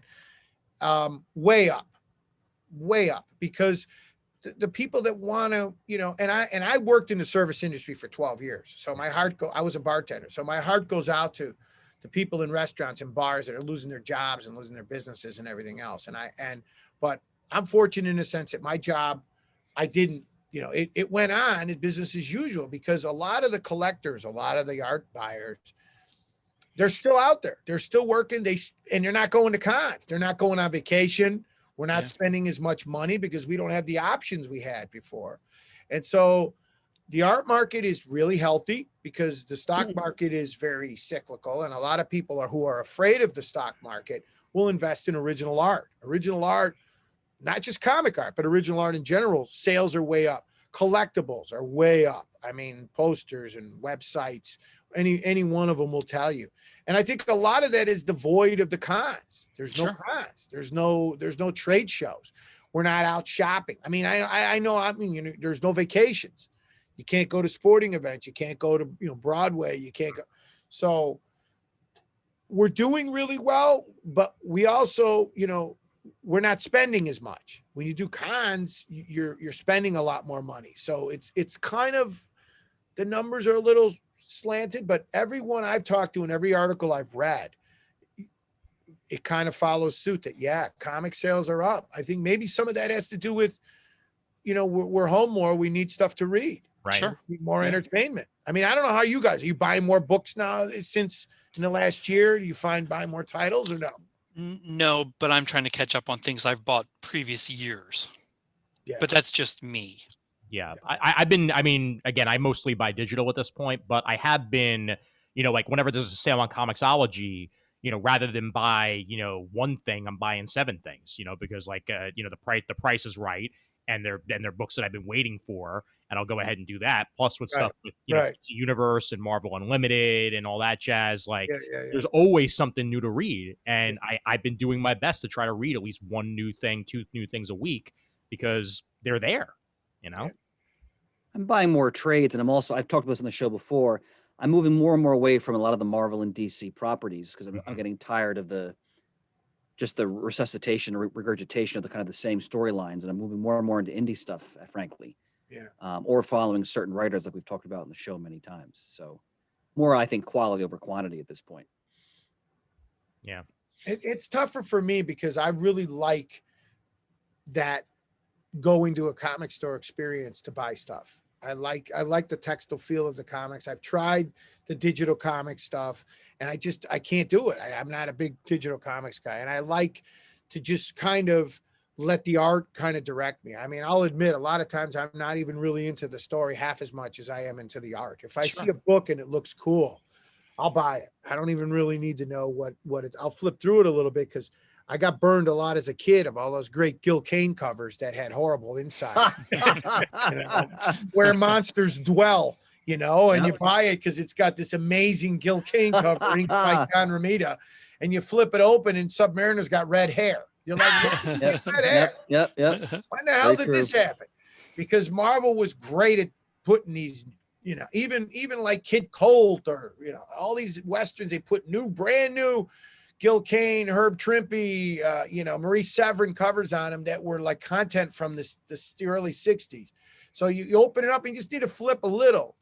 And I miss going to the indie section of the comic store and just kind of peruse, looking down, seeing what guys are doing, the types of paper they're using, how they're, what kind of bonding they're going with, because they're doing a lot of printing overseas now. And some of the printing they're doing is amazing stuff. And all my comic stores, unfortunately, a couple of them are gone. And then the ones in the city, a few of them are gone because they got looted so many times that Challengers had another store and they had to close it because they got looted so many times. Damn. In the last year. And Chicago Comics is still around, but, I don't live in the city anymore. So, and they haven't been open. You've got to make an appointment. Yeah. So Yeah. I miss going to the comic store. We've got a local shop that's about a 10-minute walk from here that I go to occasionally, but they're a lot more into collectibles than they are into comics, even though it's a comic shop. And you can tell that because they don't even have any trades for the most part. And that's what's the most disappointing part about the place. Like, I love the layout of the place, but it's almost all, toys and collectibles and single issues. And I'm not buying single issues anymore, so I don't have really that much of a reason to go there. Yeah. Well, Ian, that you're going into one of the main reasons why I closed my own store is that in order to stay open, a lot of these places have to sell more and more stuff that really isn't necessarily related to comics at all. Right. Sure. Or is sort of tangential to it just to bring people in, because the sad truth is, and I see this all the time over the years, people coming and buying comics are middle-aged men or older. Hence a lot of the people on the show right now. And that's a shrinking demographic, except you, Ian. Oh, okay. And Murd really isn't middle-aged yet either. So it's a shrinking demographic. So, for me, it was like, do I really want to keep having Magic tournaments and Dungeons and Dragons in my store? No, because I can't stand 2/3 of these people. I mean, to be fair, I love myself some D&D, but like, I also love myself some comics, So Actually, the D&D players, I shouldn't say that, they were very nice people. Yeah. Magic, not so much. I just started a new campaign this last Friday, actually, with a couple friends. So, but it's weird doing it online, something that's usually a communal in-person experience. I'm playing online for the first time, and it's fun, but you miss a lot of like that around the table experience that I love so much. So, Yeah, that's part of Gentlemen, I have to depart because I have to get up at dawn and try to teach people over a computer. No worries, sir. Thanks for joining us for as long as you could, and we'll Sal, talk. it was an honor and a pleasure. Thanks, man. Thank you. It's nice You to too. see you. Thanks for Good night, the kind gentlemen. word. Thanks for the kind words about the book. I appreciate Oh, it. again, just to reiterate to the audience, The Hostage is well worth your time. It's a dazzling piece of work. I highly recommend it. Thank you. So, Thank good you. night, gang. Talk to you later. Good night, Chris. Alrighty. And actually, you know what? Going back to the hostage for a minute, we've got 15 days to go as we release it here. Are there any other big watermark stretch goals you're looking to hit that you haven't gotten there yet? Or Yeah, wasn't necessarily a fan of the stretch goal stuff when it started, but it's part of it's part of Kickstarter. So because I didn't want to do like I did with Atomica, where I did an Alex Ross cover, and then you open it up and it's my art, and it's just it's false. It's almost like false advertising. right? But with the hostage, they're not connected. The book is, you can see what the book is, but yet I live in the real world. People love to see what other creators could do with your subject matter. So yes, we got lithograph package where you get Jeff Darrow's litho, and you get Bill Sienkiewicz, and you get Alex Ross, and we've got lots of that stuff still in the pipeline as we go further. But Nice. but it's doing really well. I'm not one of those guys who's like, come on guys, I don't want to be like I'm on the telethon, but we're doing really well. I'm really grateful for how we've done so far. I mean, the support has been amazing. And I tell people, look, if you're not comfortable with it, or you're not comfortable with buying the hardcover, that's why we offered the PDF. If you just want to see the PDF, I realize a lot of people are buying stuff, want to just look at it on their computer, or they just want to look at it on their phone. So we offer lots of different options, like I said, even in English and in Portuguese. But yeah, the Bill Sienkiewicz, I would say they're neck and neck now. Bill Sienkiewicz, the Alex Ross, and the Jeff Darrow are kind of the three that everybody seems to be really jumping on right now. Nice. That's awesome. Well, you're getting pretty close to the Jeff Darrow one, because you're at like I said, you're at 38,000 right now, and after you get the CGS bump, in a few days. And again, it's not like, oh, we need this much to print it, and then I'm going to Barbados. It's not that at all. We really want to print up, lithograph package. I mean, we've got the whole Magilla package that we offer. Yep. That has everything in it. I mean, I'll do 11 by 17 commissions. You pick your character as one of them, and I'm ready to. I've already done about 100 of them. I don't. I kind. They're like, Sal, I don't know if you're going to sell 100 of those, but I'm like, the hell else do I got to do? So I did 100, 11 by 17 commissions. I did over 150 of those postcards, those handmade postcards and things like that. So for me, like I said, it's a labor of love. This is my baby. And I mean, I'm not comfortable, nagging people, because it's crazy times right now. Oh, sure. And but if you're into comics, and again, this is you guys have been so nice to me over the years. It was important for me to come on and just say thanks, because I think I've mentioned it on the show. If you go back at a bunch of the old shows, I mean, even when Peter was still in men's clothes, I mean, I talked about the hostage, I mean, and it's done. So I could finally have it out of my, I'm off the schneid. That I wasn't one of those indie creators that just talked a lot of shit. Never. I think that was also back when Pants was still wearing pants. Yeah. How is Pants? Has there been any Pants sightings in the last, year, or is he, Yeah, he's okay. He's doing well. We He was on the communicate every line now and then. briefly before the 15th anniversary episode. He didn't want to be on it. He didn't want to be involved in the recording, but he did touch base with us to say Yeah. hello. Yeah. Wow. That's a shame. He's hung up his mic for now. He's a nice guy, but as you get older, everybody's got their demons, man. Everybody's got their quirks. And I've learned never try to look into things too much, because I've got friends that, you see them and it's great, and then you don't see them for a long time. So you don't know what's going on in people's lives. Oh yeah. You really don't. And it's like, we all got our own shit to worry about. Yeah. I tell my wife that all the time. She's like, hey, have you talked to such and such? I'm like, I got my own circus right here. I don't need, I mean, if you open up a cabinet in my house, you get hit with bullshit. I don't need any more bullshit. I got plenty. Yeah. So if someone doesn't talk to me or someone's got their own thing going on, I'm like, God bless you. Well, Yeah. but at least we, you know, I mean, like one thing that that I like about Pants is that he continues to post on the super group, you know, that weekly piece of art. Sure. From From 52. yeah, from Yeah. 52, Yeah. that amazing collection that he has, and for one thing, it lets us know that he's doing all right. And then the other thing is, you know, occasionally he'll still pop in, you know, pre-call and stuff like that to check in on us and all that, and Yeah. and you know that goes a long way.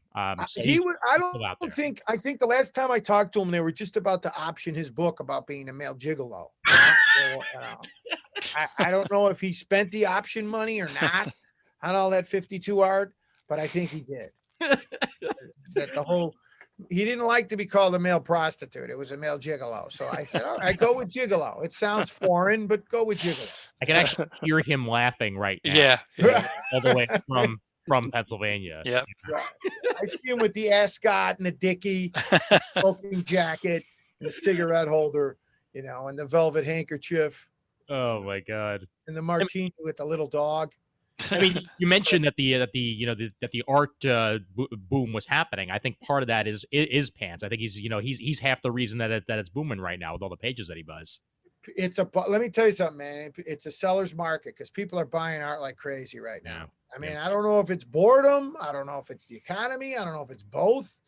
But I think in the end of the day, we're not out and about as much. We're not spending as much money as we normally would. I mean, you know, when you got to take the family on vacation, it's like, geez, I got to mortgage the house to take the family on vacation, and you got to plan it, and you got to, you know, so people are still, you know, and I think a lot of that is what we talked about with cons. They're craving the con experience is gone.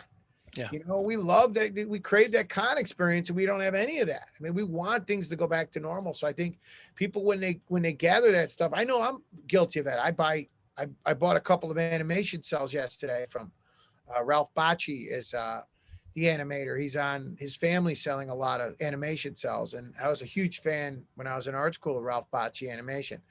And you just love to have that stuff around and look at it and surround yourself by it. It reminds you of a time in your life when things were a lot simpler. Absolutely. You know, it makes you happy to have that stuff around. Yeah. So, Yep. You know, I wanted to make sure that we brought this up too, Sal. There's an Atomica collection coming soon, right? yeah, you know, it's weird. They printed Atomica in Serbia, and it was kind of optioned to print it over, you know, in Eastern Europe. They approached me out of nowhere a few years ago, and I was like, guys, you can have it for free as long as you publish it. No, I wanted to see it printed. A lot of times European printers, they're taking all the risks because they don't know if it's going to work out. And Atomica, when you put 12 issues together and some of the all the extra materials and all that is like almost 250, 300 pages of stuff. So I was like, guys, if you want to do an Atomica omnibus in, you know, I won't even ask you. I won't even charge you. Go ahead, do it. And they did it, and they did a terrific job with it. So that was 5 years ago. So when I did the Hostage, when I started to get out there and promote the Hostage, these guys called me up and they said, hey, do you want these files? And I was like, what files? And they were like, we still got all your Atomica files in English. And we were going to do it in an English version. And I'm like, we were? And I think I was, but I think, you know, 7 or 8 years ago to print an omnibus, it would have cost you $15 to sell it for $15. You know what I mean? Unless you're going to order 10,000 of them, your unit cost is like break even. And I'm like, I don't know if anybody, you know, gives a shit enough to go out and print, you know, this big thing. So anyway, to make without rambling on anymore. Yeah, now that I saw that, I looked at the files. They're very printable. They're all high def. I've got a million creators that contributed because in those days I was doing cons like 2-3 a month. Sure. So I got everybody that I loved to contribute. And some of the covers I never shown. Darwin Cook did a great cover for me that I never got to use. Ernie Chan, Travis Charest. I mean, Michael Turner. I had a lot of guys that. So I thought, man, maybe if we do it, do a Kickstarter, I don't know, this summer or in the fall, and feel it out and see if people are interested. Because I would love to do an Atomica hardcover, because with all the material together, it's almost 300 pages. So Wow. I'm almost positive we're going to do it this summer, barring, and see if the interest is there, because Atomica was, I learned, I made a lot of mistakes with that book. I didn't finish it all. And then it was coming out very erratically at the end, and a lot of comic stores kind of jumped from it. And the last 6 issues didn't get a lot of, the sales just started to really nosedive. So a lot of people never saw the end of the series, didn't see the last 5 issues. So I feel there's a lot of material there that, especially with all the creators that were cool enough to contribute, that people didn't see a lot of the content. So I'm excited to do it. Yeah, that'll be cool. Yeah. And I got a couple new guys I'm going to bring in, I think, so, that I missed last time that didn't, like Finch. I wanted to do 3 weeks. I wanted to do one. There were guys, Bruce Timm, I want, and I couldn't get those guys. And I want to see if it could work out this time. Yeah, that'd be amazing. I mean, oh my God, Bruce, Yeah. Bruce you had me a Tim, man. Well, I love Bruce Timm. There's no bigger Bruce Timm fan in the world, but he's not the easiest guy to get. He's Sure. a very, very eclectic guy. So Yeah. I know his agent, I know his rep, but Bruce Timm, he's not sitting around waiting to do a Atomica piece. He's not like, hey, Sal, where's that Atomica? What the hell happened? I mean, you've seen him, you've met him at cons. He's a very eclectic guy. Right. He's like Liza Minnelli. Oh boy. All right, man. This has been a fun, and it's always to steal a word from Chris. It's always a tonic of the spirit to have you on, man. It's the most laughs I get every single time. Well, thank you. I mean, I tried to be much more subdued this time. I mean, I'm not, because my wife's in the other room, and every time I talk to you guys, she's like, "Why do you got to Guido it up? What the hell's the matter with you? Why can't you act like a normal person?" It's like they think you're some kind of a lunatic, and now they could see what I look like. So before I said hi. Well, honestly, our listeners love it. I loved it when I was a listener, and I still love it now, man. So Yeah. we're always happy to have you on anytime. I like I said, guys, anytime people always saying you going on, I'm like, whenever they ask, I go. I mean, I always love being out with you guys, and especially with something like this. I don't never take for granted that you let me come on and talk about my project, because it's a labor of love. It really is. Sure. Yep. Sure. And for that matter, when the Atomica collection comes on, Yeah, come back on. you know where to come. Yeah. Yeah, I'm thinking this summer, because you got to kind of let things breathe for a while. But yeah, I would say probably late summer. Absolutely. And it's really cool what they did to the omnibus.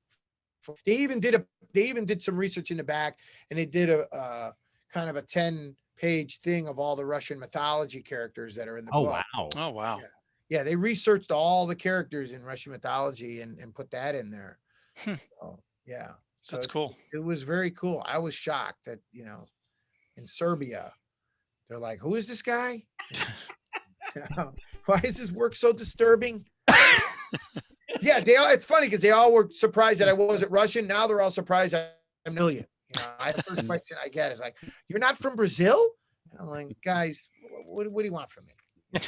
Do I got to be a dog to draw dogs? Do I got to be a cat to draw cats? I mean, what does one have to do with the other one?" Right. I mean, Exactly. it's about my experiences in Brazil. It doesn't mean I'm from Brazil. I never claimed to be from Brazil. Yeah. I mean, listen to me talk. Do I sound like I'm from Brazil? Most definitely not. Right. Yeah. I sound like a Illinois councilman. Like I'm the guy who's like, here to collect, and I'm like, your local precinct captain. Yeah. I would ask if there was a town in Italy called Brazil. That's what I would ask. Right. Yeah. I'm the guy that comes to turn off your water. Yes. Oh boy.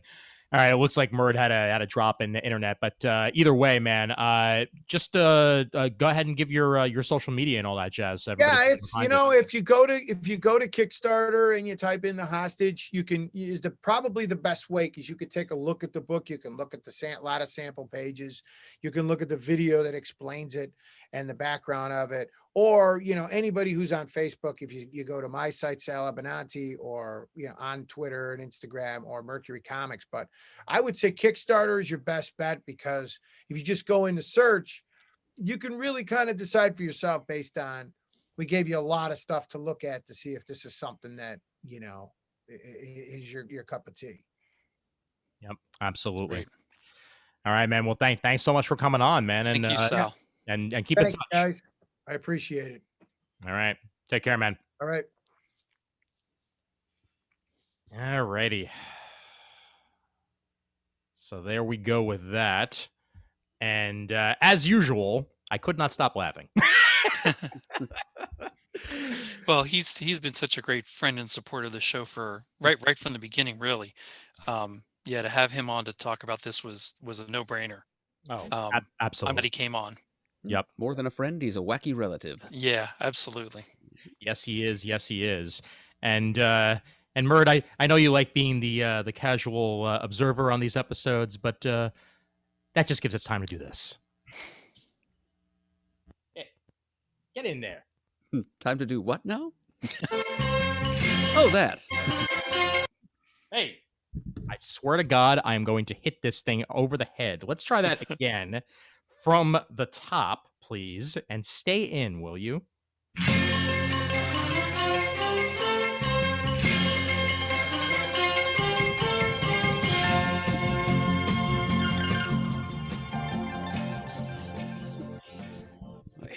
can tell I've been sitting still for a while. I think I may have pulled something doing that air harp. Oh my God, amazing. There's Sal's point about how just you can F yourself up just sitting still these days once you reach an age. Oh my God, tell me about it. But yes, indeed, we get in a Muddle the Murd today because we have just enough time to squeeze that in before we wrap things up. And Murd will remind you on how to muddle. Okay. If you'd like to try your hand at muddling the Murd, you will need to write 3 comic book trivia questions, 1 Marvel, 1 DC, and 1 about comics from some other publisher, not Marvel or DC. The questions also need to break down chronologically as to 1 about comics from before 1970, 1 about comics published between 1970 and 2000, inclusive, and 1 about comics published after 2000. Get those 3 questions together, including their correct answers, and email them to comicgeekspeak@gmail.com. Put Muddle the Murd in the subject line.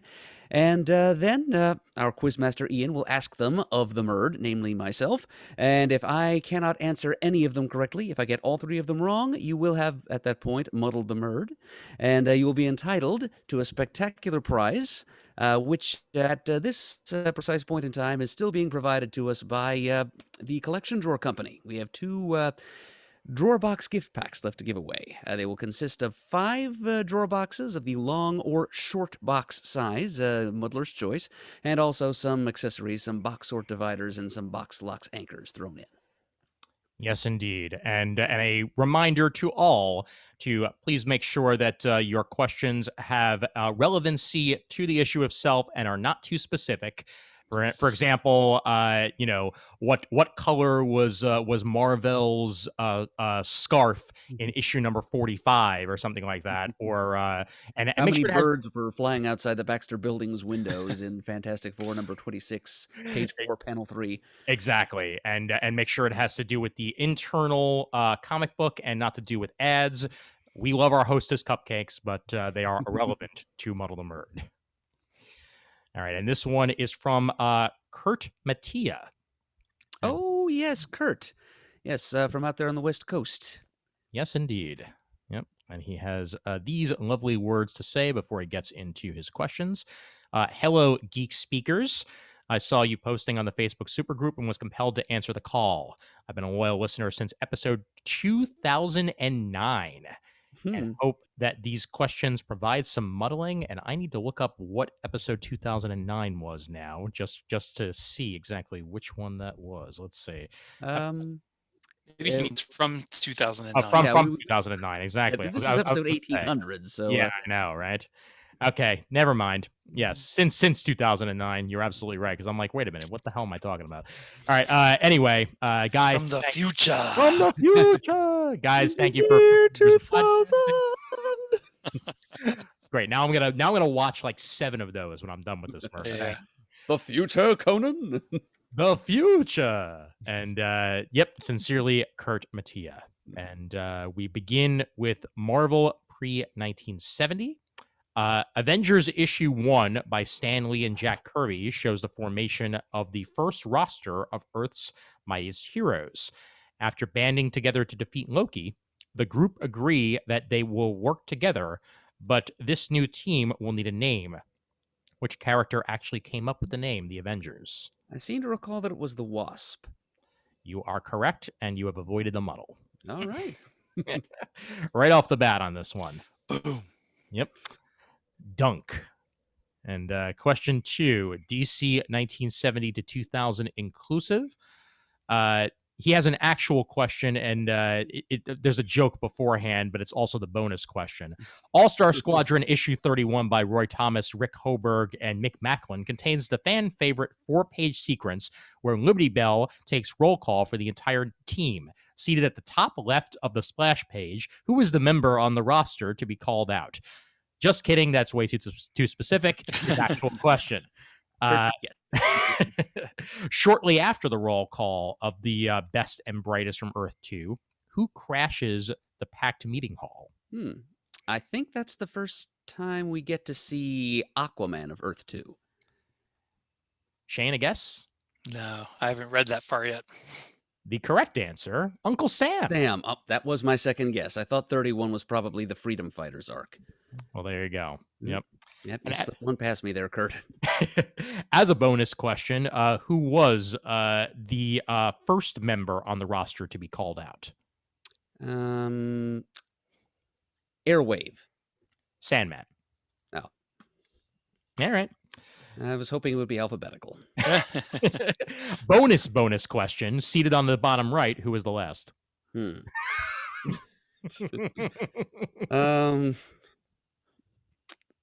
Zatara, the Master Magician. The other Manhunter. Oh, so the other being Dan Richards, I guess? I believe so. Yeah, the Quality Comics version. Yep. All right. And our final question here, Independent Post 2000. In Volume 1 of Scoop, written by Richard Hamilton and published by Insight Comics, readers get to follow the X-Files-like adventures of young local Miami news intern Sophie Cooper. Sophie assembles a small ragtag group of pals to help with her investigations. One of the first characters to join and help Sophie is WMIA-7's receptionist, Chuck Whitcomb. What is Chuck's other job at the news station where he isn't answering phones?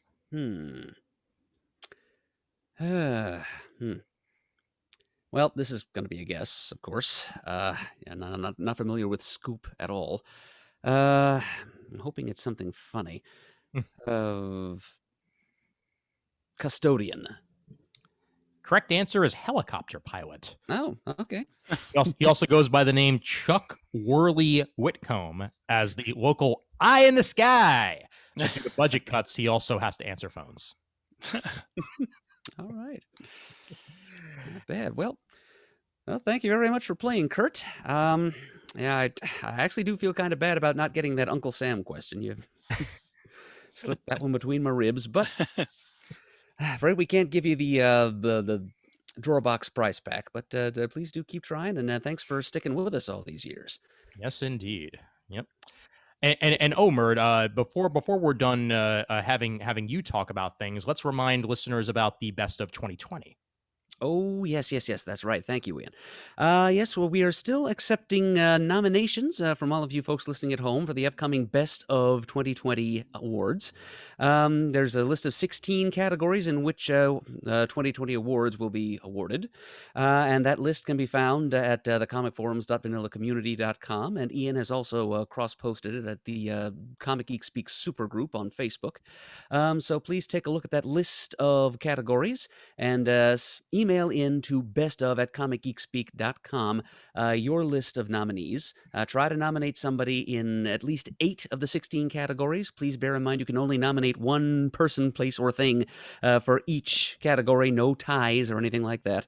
And get that into us by 11:59 p.m. Eastern Standard Time on Sunday, February 21st.